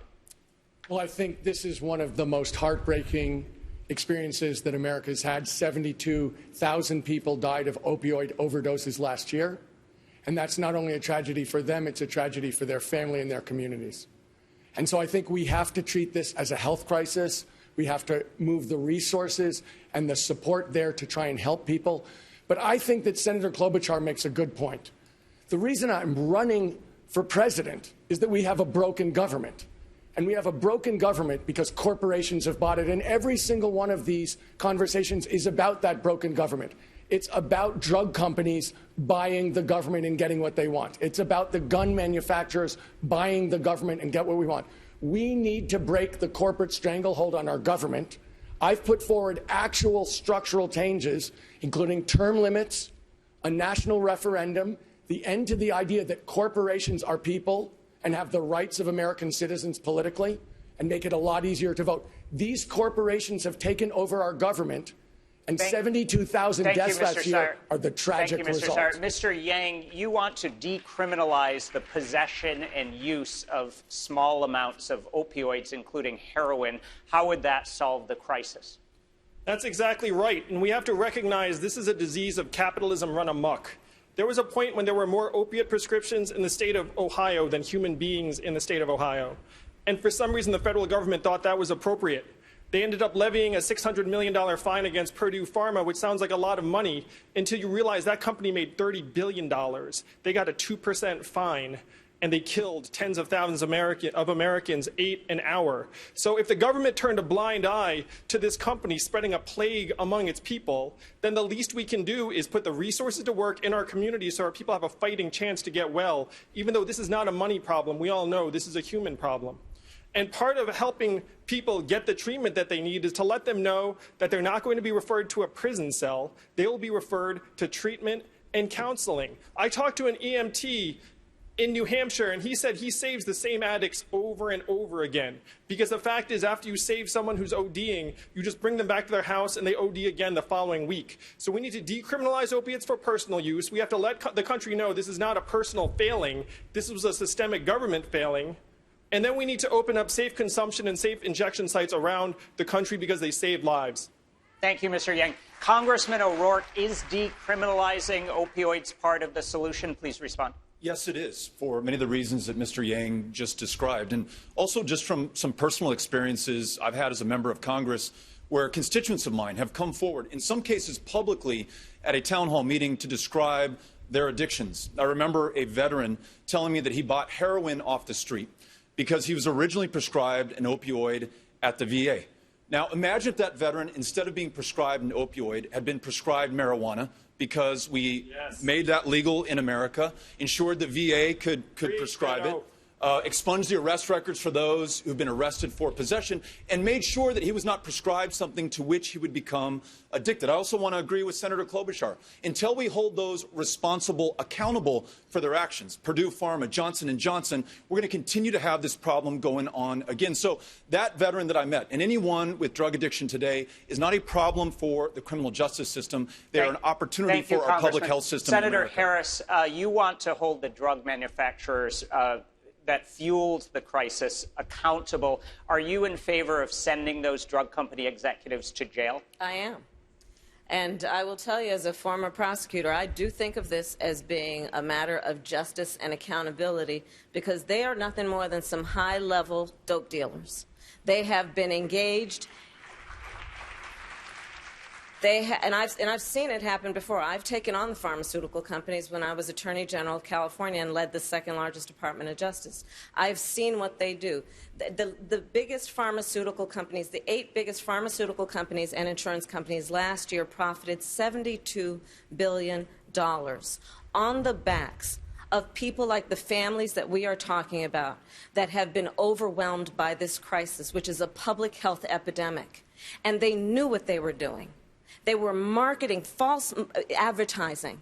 They knew what they were pushing in communities and states like Ohio without any concern about the repercussions, because they were profiting and making big bucks. And yes, they should be held accountable. This is a matter of justice. And so as President of the United States, I would ensure that the United States Department of Justice understand that you want to deal with who is really a criminal. Let's end mass incarceration and end that failed war on drugs, and let's go over after these pharmaceutical companies for what they've been doing to destroy our country in states like Ohio. Thank you, Senator. Secretary Castro, are you in favor of sending those drug company executives to prison? Please respond. Yes, I am. They need to be held accountable, not only financially, but also with criminal penalties. And, you can draw a straight line between making sure that we hold executives accountable, whether it's these drug manufacturers or Wall Street executives that should have been held accountable a decade and a half ago. Thank you. Now to the issue of candidates and their health. Senator Sanders, I want to start with you. I want to start. We're moving on, Senator. I'm healthy. sorry. I'm feeling great, but I would like to respond to that. I want to start by saying. And Senator Sanders is in favor of medical marijuana. I want to make sure that's clear as well. Thank you. Senator Sanders, this debate does mark your. This debate. All right. This debate, sir, does mark your return to the campaign trail. Okay, go ahead and finish your point, and then I'll ask my question, Senator. I'm more than happy to answer your question, but I wanted to pick up on what Kamala and Corey and others have said. Let's take a deep breath. Take a look at this opioid epidemic. You have executives, CEOs of major pharmaceutical companies making tens of millions of dollars a year. And in this particular case with the opioids, they knew that they were selling a product to communities all over this country which were addicting people and killing them. And last year, the top 10 drug companies made $69 billion in profit. This is what unfettered capitalism is doing to this country. And it's not just the drug companies. Right now, the CEOs in the fossil fuel industry know full well that their product is destroying this world, and they continue to make huge profits. Senator, that is why we need a political revolution that says enough is enough to this behavior. Senator, we are all very glad you're feeling well, as you just said. But there is a question on a lot of people's minds, and I want to address it tonight. You're 78 years old, and you just had a heart attack. How do you reassure Democratic voters that you're up to the stress of the presidency? Well, let me invite you all to a major rally we're having in Queens, New York, BernieSanders.com. We're going to have a special guest at that event, and we are going to be mounting a vigorous campaign all over this country. That is how I think I can reassure the American people. But let me take this moment, if I might, to thank so many people from all over this country, including many of my colleagues up here, for their love, for their prayers, for their well wishes. And I just want to thank you from the bottom of my heart. And I'm so happy to be back here with you this evening.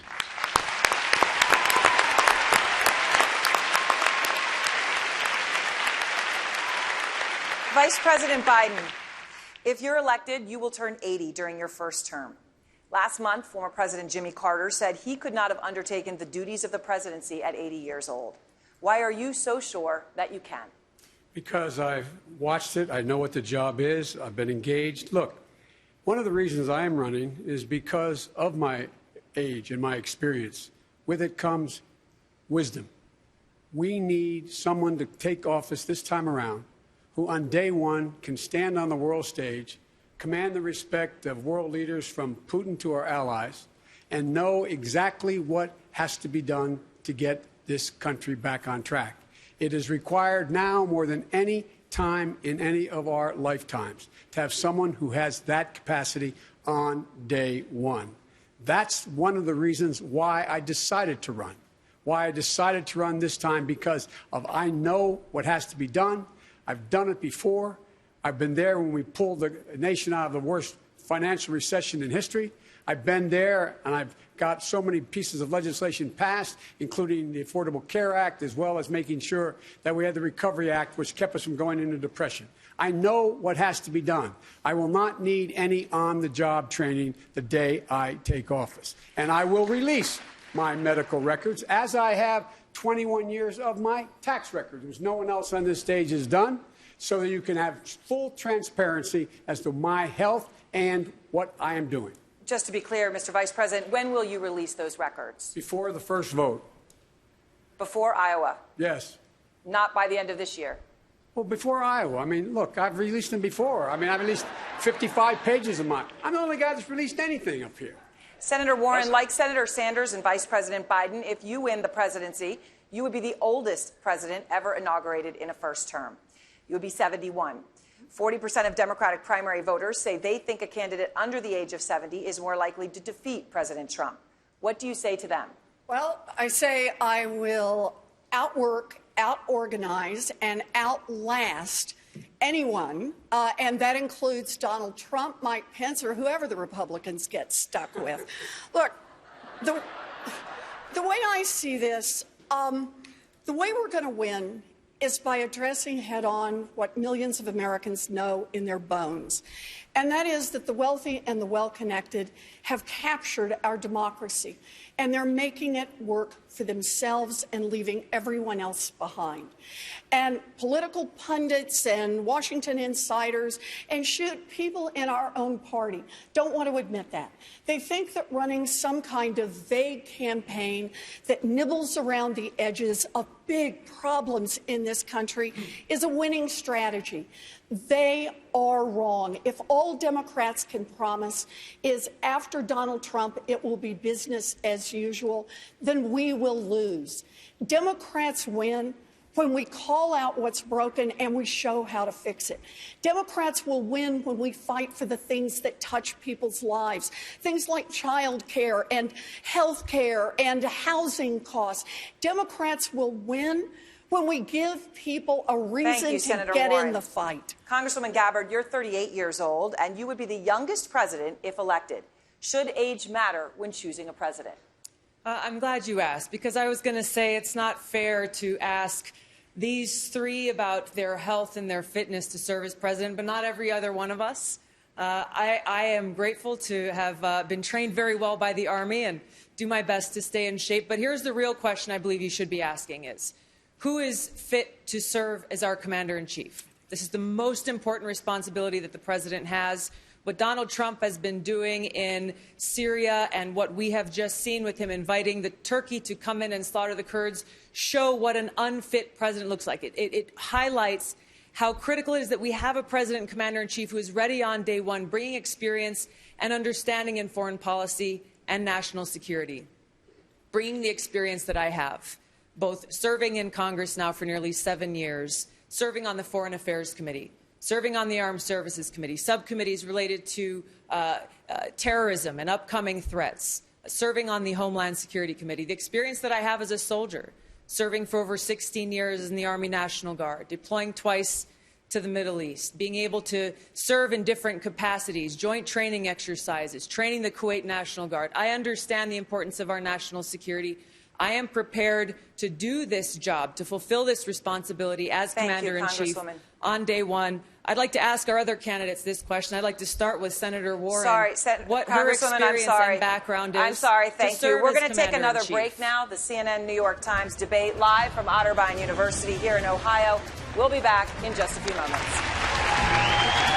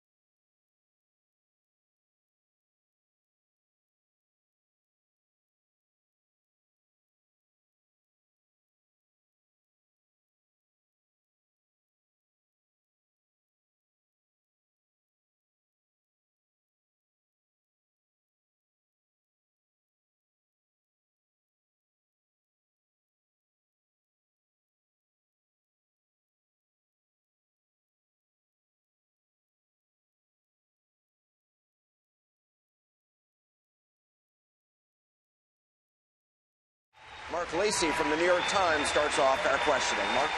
Thank you. Let's turn to the growing concerns over the power of big tech companies. Mr. Yang, Senator Warren is calling for companies like Facebook, Amazon, and Google to be broken up. Is she right? Does that need to happen? As usual, Senator Warren is 100% right in diagnosing the problem. There are absolutely excesses in technology, and in some cases, having them divest parts of their business is the right move. But we also have to be realistic that competition doesn't solve all of the problems. It's not like any of us wants to use the fourth best navigation app. That would be like cruel and unusual punishment. There's a reason why no one is using Bing today.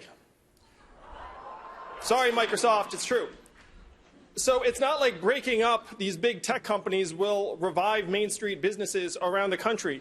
And as the parent of 2 young children, I'm particularly concerned about screen use and its effect on our children. Studies clearly show that we're seeing record levels of anxiety and depression coincident with smartphone adoption and social media use. Breaking up the tech companies does nothing to make our kids healthier. What we have to do is we have to home in on the specific problems we're trying to solve and use 21st century solutions for 21st century problems. Using a 20th century antitrust framework will not work. We need new solutions and a new toolkit. Thank you. Senator Warren, is Mr. Yang wrong? Your response, please. Look, I'm not willing to give up and let a handful of monopolists dominate our economy and our democracy. It's time to fight back. Think about it this way. When you talk about how it works in competition, about 8%, 9% of all retail sales happen in bricks and sticks stores, happen at Walmart. About 49% of all sales online happen in one place. That's Amazon. It collects information from every little business. And then Amazon does something else. It runs the platform, gets all the information, and then goes into competition with those little businesses. Look, you get to be the umpire in the baseball game, or you get to have a team, but you don't get to do both at the same time. We need to enforce our antitrust laws, break up these giant companies that are dominating big tech, big pharma, big oil, all of them. Mr. Steyer, your response? Look, I agree with Senator Warren that, in fact, monopolies have to be dealt with. They either have to be broken up or regulated, and that's part of it. But we have to understand that Mr. Trump is going to be running on the economy. He's going to be saying he's the person who can make it grow. I started a business from scratch, one room, no employers, and built a multi-billion-dollar international business. We're going to have to show the American people that we don't just know how to tax and have programs to break up companies, but also talk about prosperity, talk about investing in the American people, talk about harnessing the innovation and competition of the American private sector. In fact, if we want to beat Mr. Trump, I think somebody who can go toe-to-toe with him and show him to be a fraud and a failure as a business person and a fraud and a failure as a steward of the American economy is going to be necessary.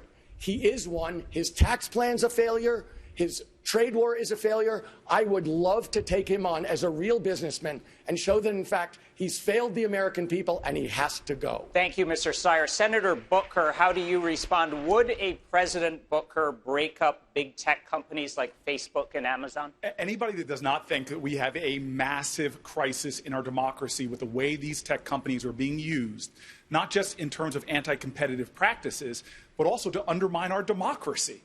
We have seen it in the 2016 election, practices being used that have not been corrected now. We need regulation and reform. And antitrust, I mean, Robert Bork right now is laughing in his sleep. We have a reality in this country where antitrust from pharma to farms is causing trouble.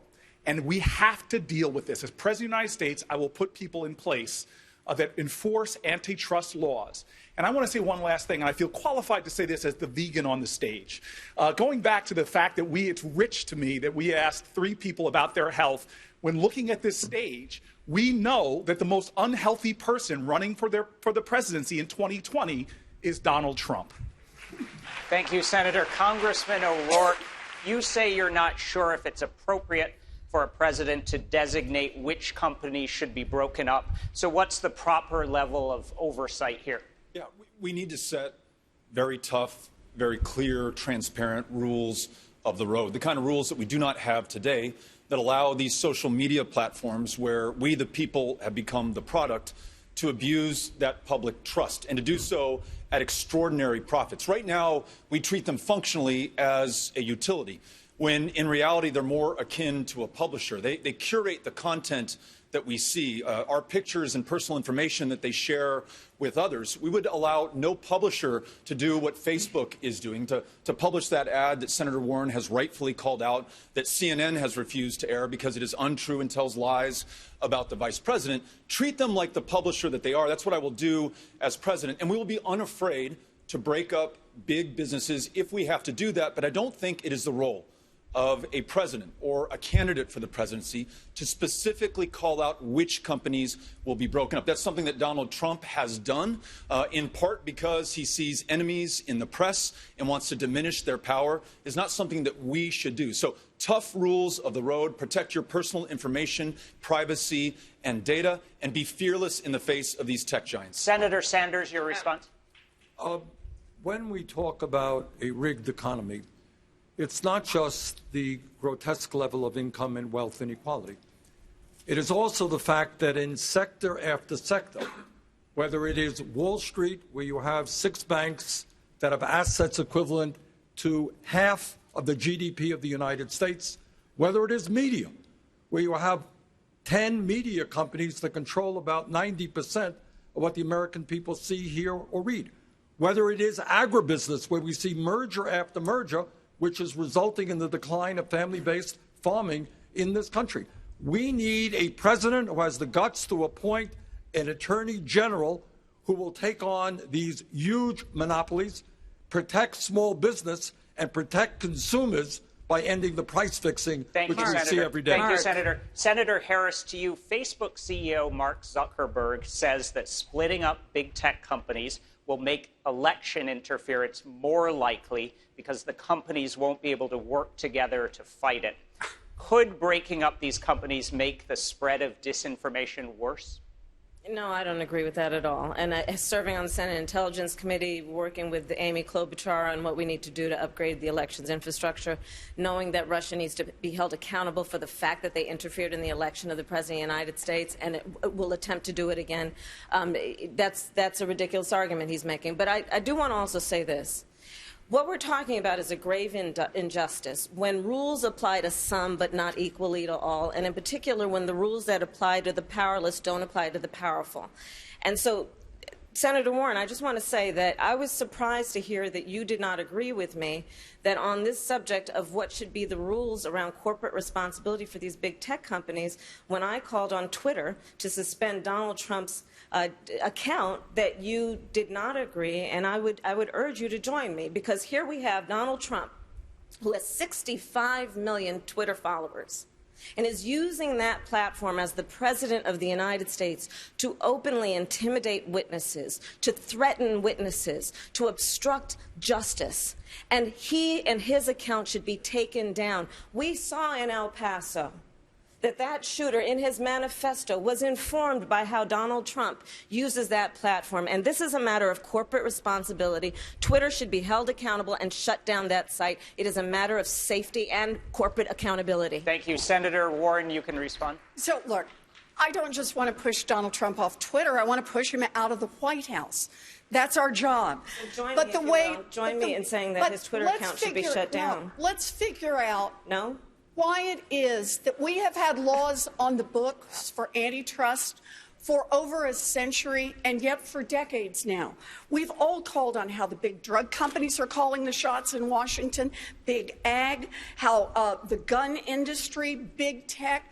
You know, we really need to address the elephant in the room, and that is how campaigns are financed. You can't say you're for corporate responsibility if it doesn't apply to everyone. I announced this morning that I'm not going to take any money from big tech executives, from Wall Street executives. We've already agreed, Bernie and I, we're not taking any money from big pharma executives.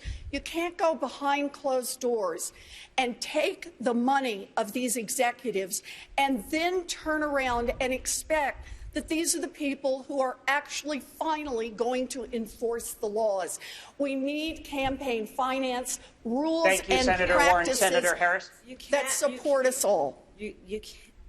it does not represent a system of justice to say that the rules will apply differently to different people.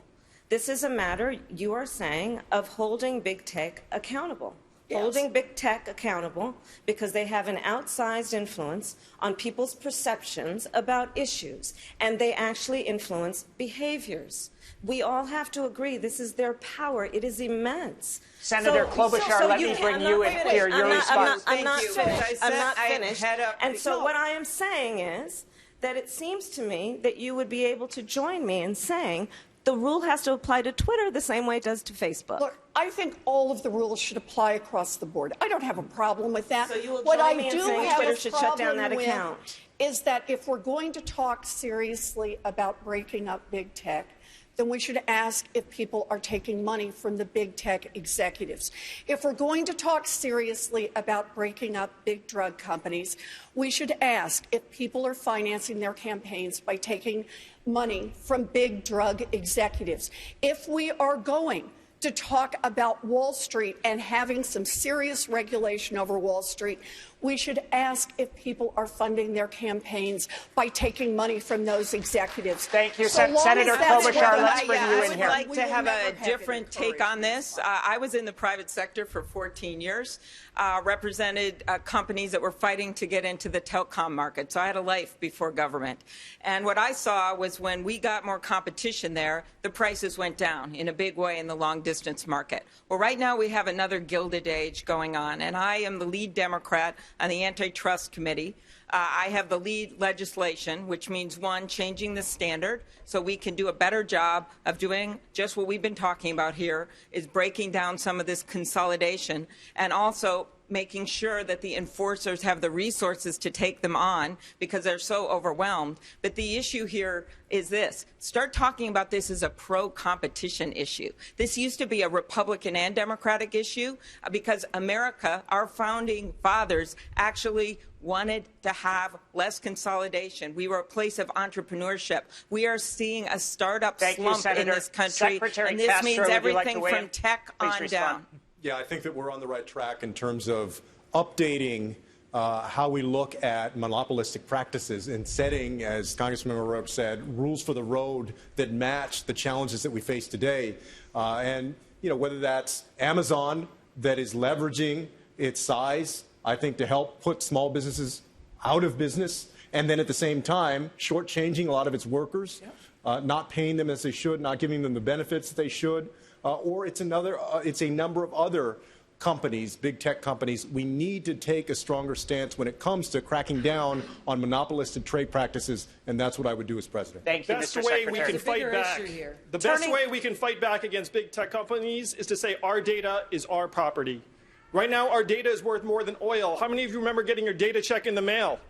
It got lost. It went to Facebook, Amazon, Google. If we say this is our property and we share in the gains, that's the best way we can balance the scales against the big tech companies. There's a bigger issue here. Turning to women's reproductive rights. Ohio is now one of several states that has banned abortions after as early as 6 weeks of pregnancy. Many women don't even know they are pregnant at that time. The Ohio law, like many others, is being challenged in the courts and has not yet taken effect. Senator Harris, if states prevail on restricting abortion, what's your plan to stop them? My plan is as follows. For any state that passes a law that violates the Constitution, and in particular Roe v. Wade, our Department of Justice will review that law to determine if it is compliant with Roe v. Wade and the Constitution, and if it is not, that law will not go into effect. That's called preclearance. Because the reality is that while we still have, as I said earlier, these state legislators who are outdated and out of touch, mostly men who are telling women what to do with their bodies, then there needs to be accountability and consequence. But, you know, I'll go further. You may have seen, I questioned Brett Kavanaugh when I was a member of the Senate Judiciary Committee and asked him, as a nominee to serve on the United States Supreme Court, could he think of any law that tells a man what to do with his body? And the answer was no. The reality of it is, this is still a fundamental issue of justice for women in America. Women have been given the responsibility to perpetuate the human species. Our bodies were created to do that. And it does not give any other person the right to tell a woman what to do with that body. It is her body. It is her right. It is her decision. Senator Harris, thank you. Senator Klobuchar, what would you do to stop states from prevailing? Your response. I would codify Roe v. Wade and make it the law of the land. But what I want to do right now is just say, what if Donald Trump was standing up here on the debate stage with me? You know what I would say to him? I said, you said you wanted to do this in your race for president. You actually said that you wanted to put women in jail. Then you tried to dial it back, and you said you wanted to put doctors in jail. That is exactly what the Alabama law is. It put doctors in jail for 99 years. You, Donald Trump, are not on the side of women. You are not on the side of people of this country when over 75% of people want to keep Roe v. Wade on the book, when over 90% of people want to make sure we have available contraception. You defunded Planned Parenthood. I would fund it again. Senator, thank you. Senator Booker, if states prevail on restricting abortion, how would you stop them? Please respond. Well, first of all, let's be clear about these laws we see from Alabama to Ohio. They're not just attacks on one of the most sacrosanct ideals in our country, liberty, the ability to control your own body.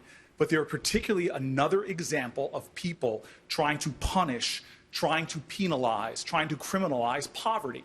Because this is disproportionately affecting low-income women in this country, people in rural areas in this country. It is an assault on the most fundamental ideal that human beings should control their own body. And so the way, as President of the United States, I'm going to deal with this is, first of all, elevating it like we have with other national crises to a White House level position. And I will create the Office of Reproductive Freedom and Reproductive Rights in the White House and make sure that we begin to fight back on a systematic attempt that's gone on for decades to undermine Roe v. Wade. I will fight to codify it, and I will also make sure that we fight as this country to repeal the Hyde Amendment so that we are leading the planet Earth in defending the global assault we see on women right now. Congresswoman Gabbard, your response. This is often one of the most difficult decisions that a woman will ever have to make, and it's unfortunate to see how in this country it has for so long been used as a divisive political weapon. I agree with Hillary Clinton on one thing, disagree with her on many others, but when she said abortion should be safe, legal, and rare, I think she's correct. We see how the consequences of laws that you're referring to can often lead to a dangerous place, as we've seen them as they're passed in other countries, where a woman who has a miscarriage past that 6 weeks could be imprisoned because abortion would be illegal at that point. I do, however, think that there should be some restrictions in place. I support codifying Roe v. Wade while making sure that during the third trimester, abortion is not an option unless the life or severe health consequences of a woman are at risk. Thank you very much. The Supreme Court is currently made up of 5 Republican-appointed justices and 4 appointed by Democrats. The court just announced it will hear arguments in a case challenging some abortion rights. Vice President Biden, the Constitution does not specify the number of justices that serve on the Supreme Court. If Roe v. Wade is overturned on your watch and you can't pass legislation in Congress, would you seek to add justices to the Supreme Court to protect women's reproductive rights? I would not get into court packing. We had 3 justices. Next time around, we lose control. They had 3 justices. We began to lose any credibility for the court has at all. I want to point out that the justices I've supported, when I defeated Robert Bork, and I say when I defeated Robert Bork, I made sure we guaranteed a woman's right to choose for a better part of a generation. I would make sure that we move and insist that we codify Roe v. Wade. The public is already there. Things have changed. And I would go out and I would campaign against those people in the state of Ohio, Alabama, et cetera, who in fact are throwing up this barrier. Reproductive rights are a constitutional right. And in fact, every woman should have that right. And so I would not pack the court. What I would do is make sure that the people that I recommended for the court, from Ruth Bader Ginsburg to Elena Kagan, who used to work for me, to others, that they in fact support the right of privacy, on which the entire notion of a woman's right to choose is based. And that's what I would do. No one would get on the court. And by the way, if in fact at the end of this, beginning next year, if in fact one of the justices steps down, God forbid. In fact, I would make sure that we would do exactly what McConnell did last time out. We would not allow any hearing to be held Thank you, Mr. for Vice a new President. justice. Mayor Buttigieg, you have discussed expanding the court from 9 to 15 justices. What's your response to the Vice President? That's right. When I proposed reforming the Supreme Court, some folks said that was too bold to even contemplate. Now, I'm not talking about packing the court just with people who agree with me, although I certainly will appoint people who share my values. For example, the idea that women's reproductive freedom is an American right. What I'm talking about is reforms that will depoliticize the court. We can't go on like this, where every single time there is a vacancy, we have this apocalyptic ideological firefight over what to do next. Now, one way to fix this would be to have a 15-member court where 5 of the members can only be appointed by unanimous agreement of the other 10.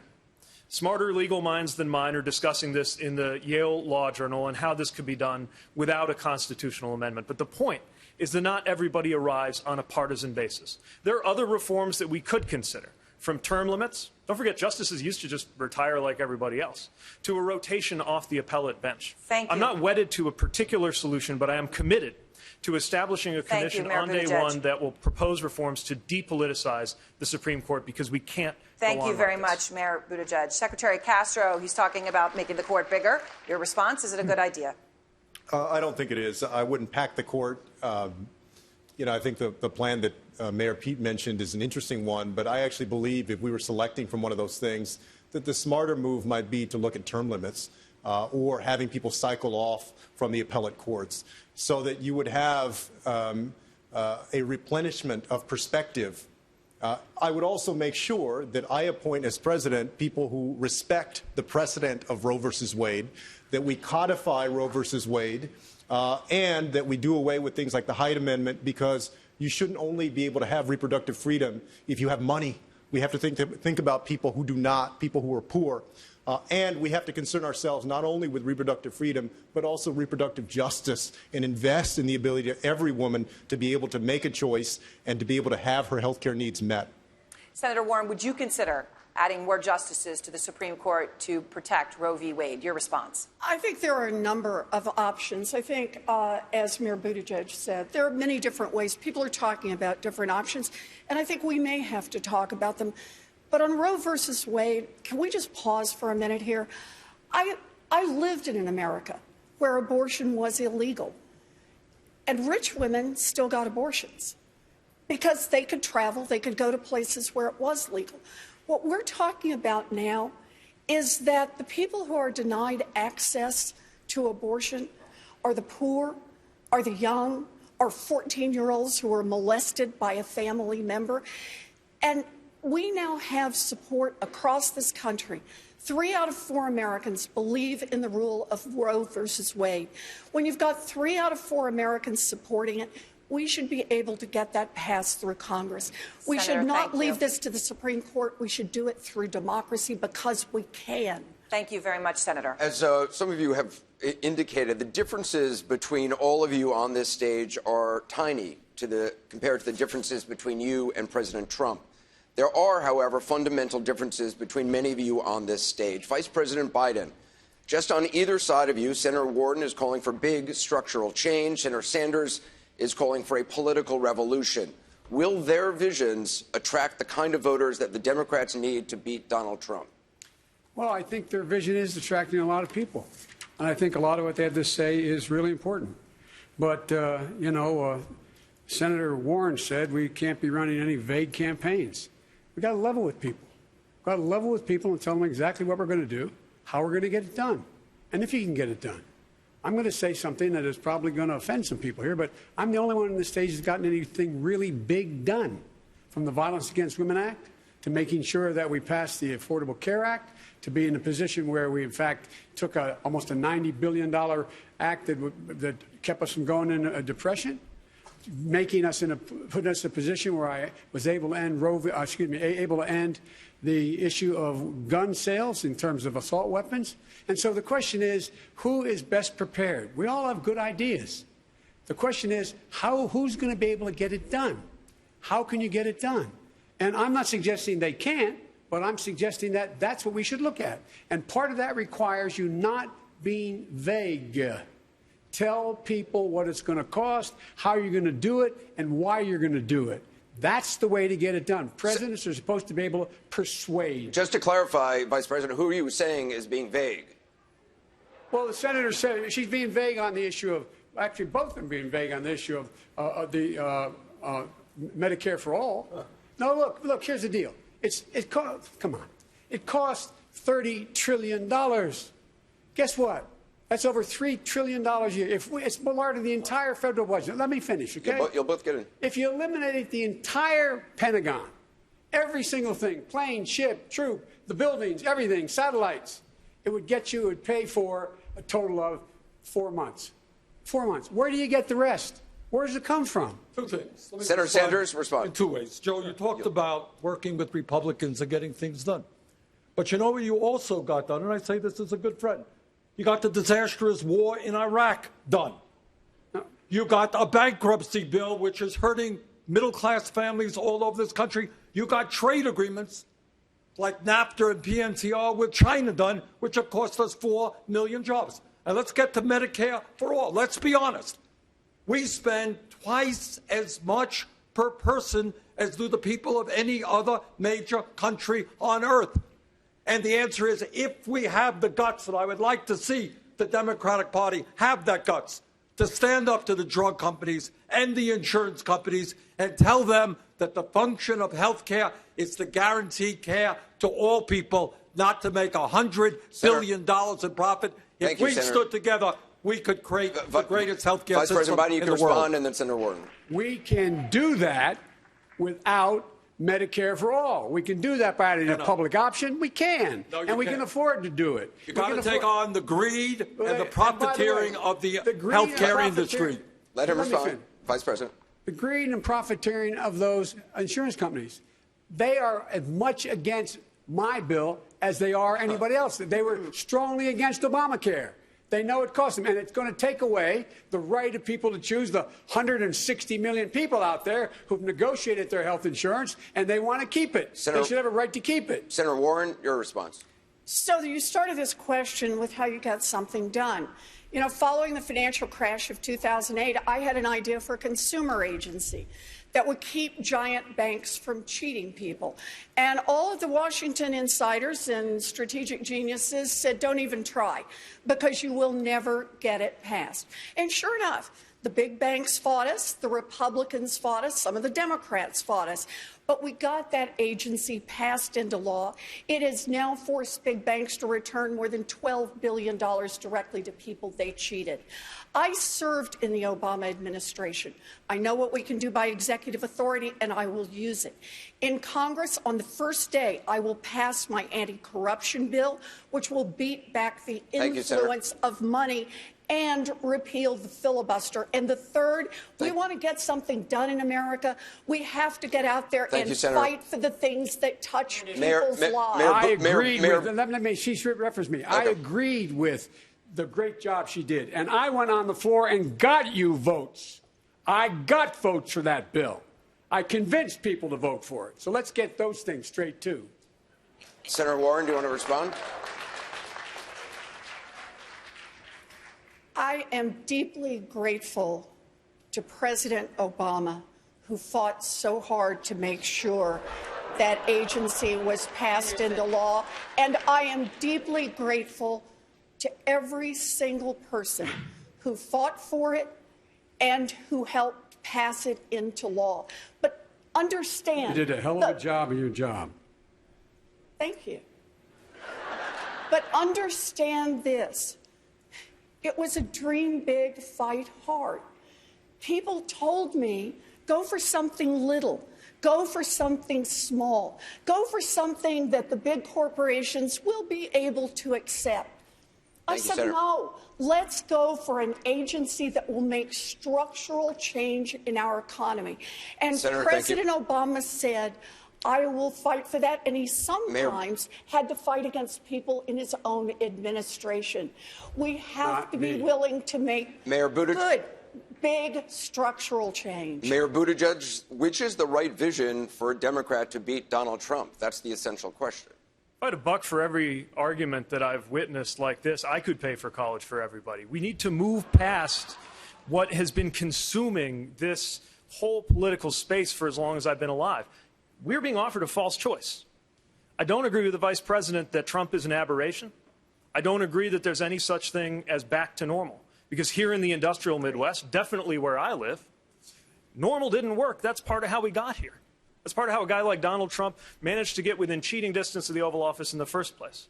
But I also don't agree with Senator Warren that the only way forward is infinite partisan combat. Yes, we have to fight. Absolutely, we have to fight for the big changes at hand, but it's going to take more than fighting. Once again, I want to take you back to that day after Trump has stopped being president. Think about what the president can do to unify a new American majority for some of the boldest things we've attempted in my lifetime. Medicare for all who want it, actually getting something done on immigration for the first time since the 80s, an assault weapons ban, which would be a huge deal, making college free for low and middle income students. Yet there's some here on this stage who say it doesn't count unless we go even further. Free college for low and middle income students isn't good enough unless we're also paying for the children of billionaires. Immigration reform isn't enough unless we also decriminalize border crossings. We have an opportunity to do the biggest things we've done in my lifetime. I did not say back to normal. Thank you, Mayor. Senator Klobuchar. Thank you. You know, this isn't a flyover part of the country to me. The heartland is where I live. And I want to win those states that we lost last time. And I have bold ideas to get us there. And I think just because they're different than Elizabeth's doesn't mean they're bold. But we can't get any of this done on climate change or immigration reform unless they win. And what I have done is win. And the only one up here, time and time again, the reddest of red districts. Michelle Bachmann, I won that district 3 times. Rural districts that border Iowa and North and South Dakota. And I do it by going not just where it's comfortable, but where it's uncomfortable. And that is why I have been in Pennsylvania and in Michigan and in Wisconsin and all over Ohio and in Iowa. Because I think we need to build a blue Democratic wall around those states and make Donald Trump pay for it. Senator Warren, she referenced you, so you can respond. Now, people who are struggling to pay health care are fighting today. People who are getting crushed by student loans are in a fight today. People who are getting stopped by the police or paid less because of the color of their skin are in a fight today. And anyone who doesn't understand that Americans are already in these fights is not someone who's likely to win them. For me, this is about knowing what's broken, knowing how to fix it, and yes, I'm willing to get out there and fight for it. Senator Sanders, Senator Sanders, why is your approach more likely to beat President Trump? I'll tell you why. Please and here's the radical reason why. It's what the American people want. Yes. All right? The American people do not want tax breaks for billionaires. They want the rich to start paying their fair share of taxes. Poll came out yesterday. 71% of Democrats support Medicare for all. The people of this country understand that we've got to make public colleges and universities tuition-free. And more Americans, including Republicans, understand we need bold action if we're going to save this planet for our children and our grandchildren. The way you win an election in this time in history is not the same old, same old. You have to inspire people. You have to excite people. You got to bring working people and young people and poor people into the political process because they know you stand for them, not corporate America. Congressman O'Rourke, is political revolution what the American people want? Your response. There was some talk about getting big things done. When I was first elected to Congress, I found that El Paso, Texas, had the worst wait times in the country to see a mental health care provider at the VA. I don't know how sensational or exciting that was to everyone in the country or even most people in El Paso, but it was important to those veterans who I served. So we set about turning around the VA, hiring up the psychiatrists and psychologists and therapists to take care of those women and men who'd put their lives on the line for this country. And we were able to do that. And we took what we learned, we applied it to a national law, as a member of the minority, working with Republicans and Democrats alike to expand mental health care access for veterans nationally. And then in Texas, one of what was thought to be the reddest states in the country, going to every single county, talking about this progressive agenda and winning more votes than any Democrat has ever won. That's the way that we defeat Donald Trump in November of 2020. Thank you. We have to take a quick break. The CNN New York Times debate live from Ohio will continue right after this.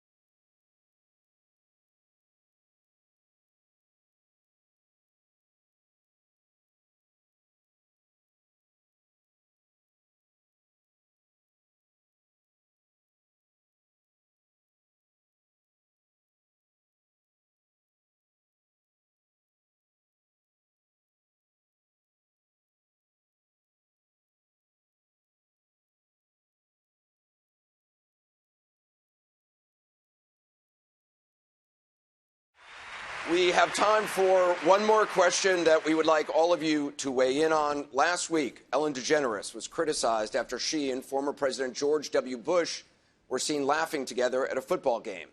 Ellen defended their friendship, saying we're all different, and I think that we've forgotten that that's okay, that we're all different. So in that spirit, we'd like you to tell us about a friendship that you've had that would surprise us, what impacts it's had on you and your beliefs. Secretary Castro, let's begin with you. Well, first of all, thank you to Mark, thank you, Anderson, and thank you, Aaron, and CNN, and New York Times, and everybody who's here tonight.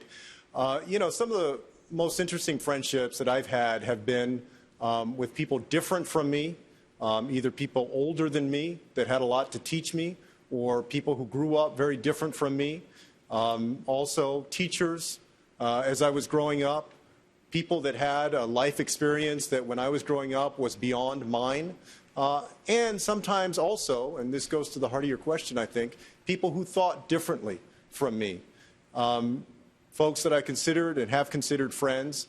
And I think that there's a value to that. I think that that should be reflected more in our public life. I also believe, to just speak about the incident last week with Ellen and George W. Bush, I completely understood what she was saying about being kind to others. I believe that we should be more kind to other folks. I also believe that we should hold people to account for what they've done, especially public servants who have a record of having done something or not done something. And I think that we can do both of those things. I think that we can be kind to people and also hold them accountable for their actions. And there are people, whether it's our former president, George W. Bush, or others, that should be held accountable. Just as we should be kind, we shouldn't be made to feel shameful about holding people accountable for what they've done. Congresswoman Gabbard. Thank you. You know, where I come from in Hawaii, many of you know we greet each other with aloha. It's not a word that means hello and goodbye. It actually means something much more powerful than that. It means I come to you with respect and a recognition that we are all connected. We are all brothers and sisters. We are all God's children. So I've developed friendships that some people may be surprised about within the Washington circles, especially with Republicans like Trey Gowdy, for example. He and I disagree a lot and very strongly on a lot of political issues. We've developed a friendship that's based on respect, and he's been there for me during some personally challenging times. The challenge before us today is that our country is very divided. Donald Trump must be defeated. But we must do more than just defeat Donald Trump. We need to deliver a win for the American people. We must stand united as Americans, remembering that we are all brothers and sisters, that we are all connected. This is the kind of leadership that I seek to bring as president, inspired by the example of presidents like Abraham Lincoln, who talked about how we should have malice for none and charity for all. When I look out at our country, I don't see deplorables. I see fellow Americans, people who I treat with respect, even when we disagree and when we disagree strongly. I will work to restore a White House that represents light and compassion and respect for every American, regardless of race, religion, orientation, gender, or political affiliation. So I want to ask everyone to join me. Join me in bringing about this government of, by, and for the people that serves all the people of this country. You can visit my website, tulsi2020.com, for more information. Thank you, Congresswoman. Senator Klobuchar. For me, it's John McCain, and I miss him every day. I traveled all over the world with him. And he would sometimes, when we were seated with world leaders, and they would look away from me, he'd say, Senator Klobuchar is the lead Democrat on this trip, and she will go next. And I still remember being there at his ranch. John and I went to visit him and Cindy when he was dying. And he pointed to some words in his book, because he could hardly talk. And the words said this: there is nothing more liberating in life than fighting for a cause larger than yourself. That's what we're doing right now. And while we have had major debates about policy, we have to remember that what unites us is so much bigger than what divides us. And we have to remember that our job is to not just change policy, but to change the tone in our politics, to look up from our phones, to look at each other, to start talking to each other, because the way we win, and not just win the presidency, but take back the U.S. Senate, is by winning big. And the way we win big is with that fired-up Democratic base that's out there today, but it is also about bringing in independents and moderate Republicans. I can lead this, and I ask you to join me, because I've done it before, and I will do it again. AmyKlobuchar.com. Join our team. Senator, thank you very much. Mr. Steyer, tell us about your most surprising friendship. So I'm friends with a woman from Denmark, South Carolina, named Deanna Barry, who's fighting for clean water and environmental justice in her community. She's a different gender, she's a different race, she's from a different part of the country. But she reminds me of my parents in terms of her courage and her optimism and her honor. My mother was a school teacher in the New York public schools and in the Brooklyn House of Detention. My father was the first generation in his family to go to college. My grandfather was a plumber. He interrupted his law degree to go into the Navy in World War II, and he ended up prosecuting the Nazis at Nuremberg. And when I asked him what that experience meant, he said, when you see something wrong in your society, you fight it from the first day and every single day after. And that's why I started the Need to Impeach movement 2 years ago, because there was something terribly wrong at 1600 Pennsylvania Avenue. And over 10 years ago, I saw that there was a terrible threat to the safety and health of every American in terms of the climate crisis. And I've been fighting those companies with the help of the American people ever since successfully. And that's why I'm running for president, because our government has failed. It's been bought by corporations, and it's absolutely essential to return power to the people. Thank you. I have been doing exactly what my parents taught me to do, which is to take on the biggest problems in America directly and fight for them every single day. Thank you, Mr. Steyer. Congressman O'Rourke. I've always tried to bring people in to the solutions that we have to our common challenges, regardless of the differences. I did that as a small business owner more than 20 years ago, making sure that we could get a small tech company off the ground in El Paso, Texas. Did it as a member of the city council, where I saw my colleagues not as Republicans or Democrats, but my fellow El Pasoans who had a responsibility to deliver for our community. As a member of Congress, I remember being in San Antonio. I was visiting the VA there March of 2017, found that my flight had been snowed in Washington, D.C. I happened to be in the elevator with a Republican member of Congress, Will Hurd, and on a whim I said, do you want to just rent a car and drive from San Antonio to Washington? And he called my bluff. We got in that Chevy Impala, last car on the lot, it was spring break, drove 1,600 miles across the country, live streamed the conversation, a Republican and a Democrat finding out what we had in common. By the end of that trip, not only had we formed a friendship, but we had formed trust. We worked with each other on each other's bills. I got Will to work with me on an immigration bill, showing party leaders from either side that Republicans and Democrats could work together on an otherwise contentious issue. And then across Texas, I mentioned winning more votes than any Democrat. We won independents and Republicans in record numbers as well. I will bring people in and together to face the common challenges that we have and to make sure that America rises to this opportunity. Senator Booker, tell us about your most surprising friendship. Well, look, I have so many I don't even know where to count. I was the mayor of a large city with a Republican governor. He and I had to form a friendship, even though I can write a dissertation on our disagreements. When I got to the United States Senate, I went there with the purpose of making friendships across the aisle. I go to Bible study in Chairman Inhofe's office. He and I passed legislation together to help homeless and foster kids.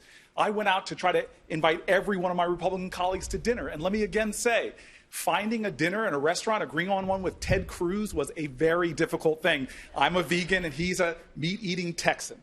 But I'll tell you this right now. This is the moment in America that this is our test. The spirit of our country, I believe in the values of rugged individualism and self-reliance, but think about our history. Rugged individualism didn't get us to the moon. It didn't beat the Nazis. It didn't map the human genome. It didn't beat Jim Crow. Everything we did in this country, big. And Vice President, we have done so many big things. The fact that there's an openly gay man, a black woman, all of us on this stage are because we in the past are all inheritors of a legacy of common struggle and common purpose. This election is not a referendum on one guy in one office. It's a referendum on who we are and who we must be to each other. The next leader is going to have to be one amongst us Democrats that can unite us all, not throw elbows at other Democrats that are unfair, because the preparation is being the leader that can revive civic grace in our country, teach us a more courageous empathy, and remind America that patriotism is love of country. And you cannot love your country unless you love your fellow countrymen and women. And love is not sentimentality, it's not anemic. Love is struggle, love is sacrifice. Love is the words of our founders who said at the end of the Declaration of Independence that if we're ever going to make it as a nation, we must mutually pledge to each other our lives, our fortunes, and our sacred honor. I am running for president to restore that sacred honor. And if you believe in it like I do, please join me by going to CoryBooker.com. Thank you. Thank you, Senator. Mr. Yang? First, I want to thank all the voters tuned in at home. If you don't feel like you got your question answered tonight, it's understandable. There are 12 of us. I'm going to be answering voter questions for 10 straight hours this Friday. My website, yang2020.com, and if you ask your question tonight, there's a better chance I'll get to it. My surprising friendship, it's been so much fun running for president because I've gotten to meet so many Americans I never would have gotten to meet otherwise. The friendship that sticks out for me is a guy named Fred, who's an avid Trump supporter, a trucker. He let me ride in his truck for hours. He spent some time in jail. I heard about his experiences trying to get other people off of drugs. And I'm happy to say that after our ride together, he actually said that he would move from Donald Trump to my campaign, which was a thrill for me, and we've remained in touch ever since. The truth is that what happened to the 4 million manufacturing workers here in Ohio and Michigan and Pennsylvania and Wisconsin and Iowa did not care about our political party. The fourth industrial revolution is now migrating from manufacturing workers to retail, call centers, transportation, as well as to white-collar workers like attorneys, pharmacists, and radiologists. It does not care about our party. Donald Trump had a set of solutions in 2016. What did he say? He said, we're going to build a wall, we're going to turn the clock back, we're going to bring the old jobs back. America, we have to do the opposite of all of these things. We have to turn the clock forward. We have to accelerate our economy and society as quickly as possible. We have to evolve in the way we think about ourselves and our work and our value. It is not left, it is not right, it is forward, and that is where we must take the country in 2020. Mr. Yang, thank you very much. Senator Harris? Thank you. Probably Rand Paul. He and I invited him to join me on a bill to end the money bail system in the United States. He and I agree on almost nothing, but we agree on that.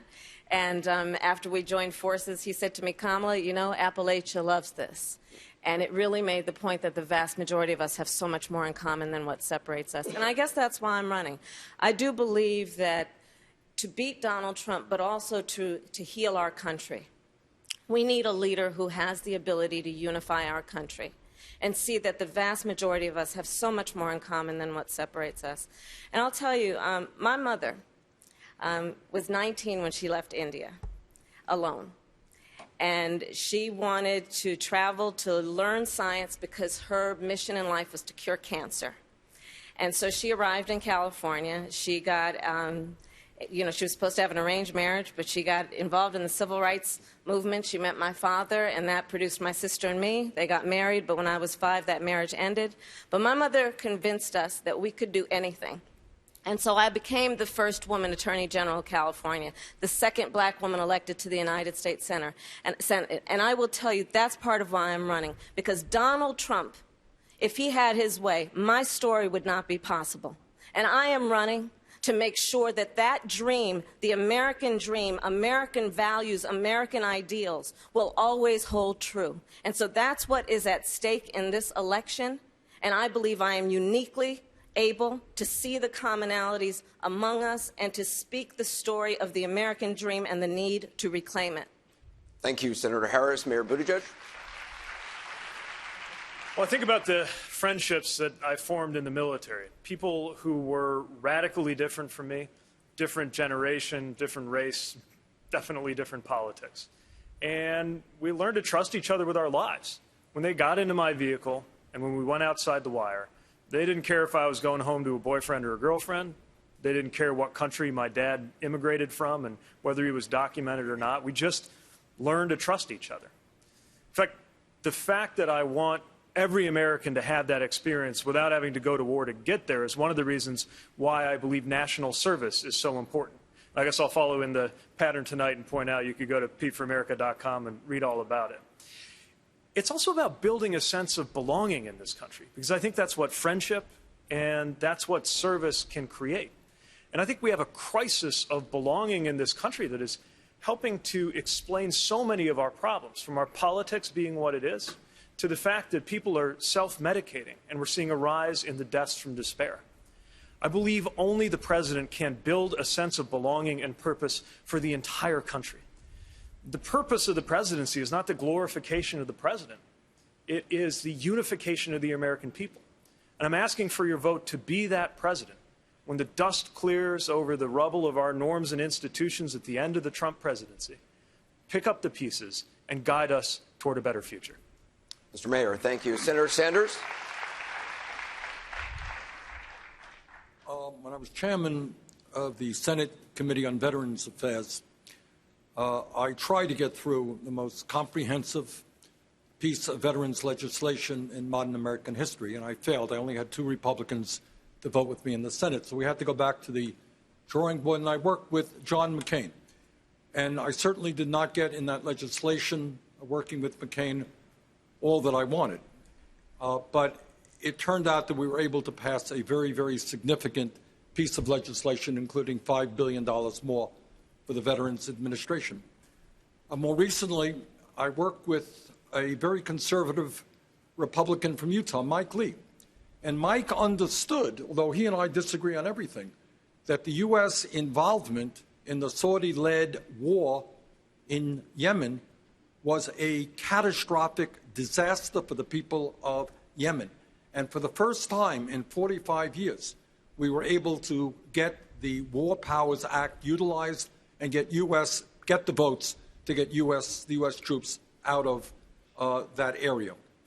But I think at the end of the day, what I appreciate is that we have got to end the hatred that Trump is fostering on our people, the divisiveness, trying to divide us up by the color of our skin or where we were born or our sexual orientation or our religion. And there is no job that I would undertake with more passion than bringing our people together around an agenda that works for every man, woman, and child in this country rather than the corporate elite and the 1%. A progressive agenda that stands for all is the way that we transform this country. Senator Sanders, thank you. Senator Warren? You asked about a surprising friend. For me, it would be Charles Freed. 27 years ago, when I was under consideration for a job, he was someone who had been George Bush I, Solicitor General, a deeply principled Republican. And we didn't agree on much. I was far more liberal than he was. But he also was willing to listen to my work about what's happening to America's middle class. And Charles engaged with it over and over, and ultimately is the person who made sure I got the job. You know, I grew up out in Oklahoma. I have 3 older brothers. They all served in the military. 2 of the 3 are still Republicans. I love all 3 of my brothers. And there are a lot of things that we're divided on, but there are core things that we believe in together. We want to see all of our children get a good start in life. We don't want to see any of our friends or neighbors not get covered by health care. We're willing to get out there for the things we believe in. Look, people across this country, whether they're Democrats, independents, or Republicans, they know what's broken. They know that we have an America that's working better and better and better for a thinner and thinner and thinner slice at the top and leaving everyone else behind. People across this country, regardless of party, are ready to say no more. We want an America that works for everyone. 2020 is our moment in history. It is a deep honor to be here, to be in this fight. I know what's broken. I know how to fix it. And we are building a grassroots movement to get it done that includes everyone. Thank you, Senator Warren. Vice President Biden? This is reassuring. And the fact that we're all acknowledging that we have to reach across the aisle to get things done. No other way to get anything done in this country. The two people maybe would surprise you the most were, he's been mentioned twice, but John McCain. John McCain worked for me when he worked in the Navy, and he was assigned to me to travel around the world. We became close friends, became very close friends with my wife, Jill, visited our home. He was there with his children. And on his deathbed, he asked me to do his eulogy. John, I would say to John, John, you didn't see a war you never wanted to fight, and he'd say, you didn't see a problem you never wanted to solve. But he was a great man of principle. He was honorable. He was honorable. And one of the things, that's the reason why I'm running, we have to restore the soul of this country. That's why I'm doing this. In fact, this president has ripped the soul out of this country, divided us in ways that are absolutely outrageous. A liar, he cheats, he does not do anything to promote people generally. Secondly, we have to rebuild the middle class. And the only way we're going to do that is to be able to reach across the aisle. My dad used to say, a job's about a lot more than a paycheck, Joey. It's about your dignity. We have to restore people's dignity. And lastly, we have to unite the country because, folks, it's time we stop walking around with our heads down.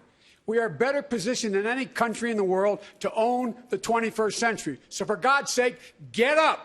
Get up and remember, this is the United States of America. There's nothing we've been unable to do when we decide we're going to do it. Nothing at all. Period. Candidates, thank you. That concludes the fourth Democratic presidential debate. We want to thank Otterbein University for hosting us. Now please stay tuned for CNN for special coverage of tonight's debate with Jake Tapper and Chris Cuomo.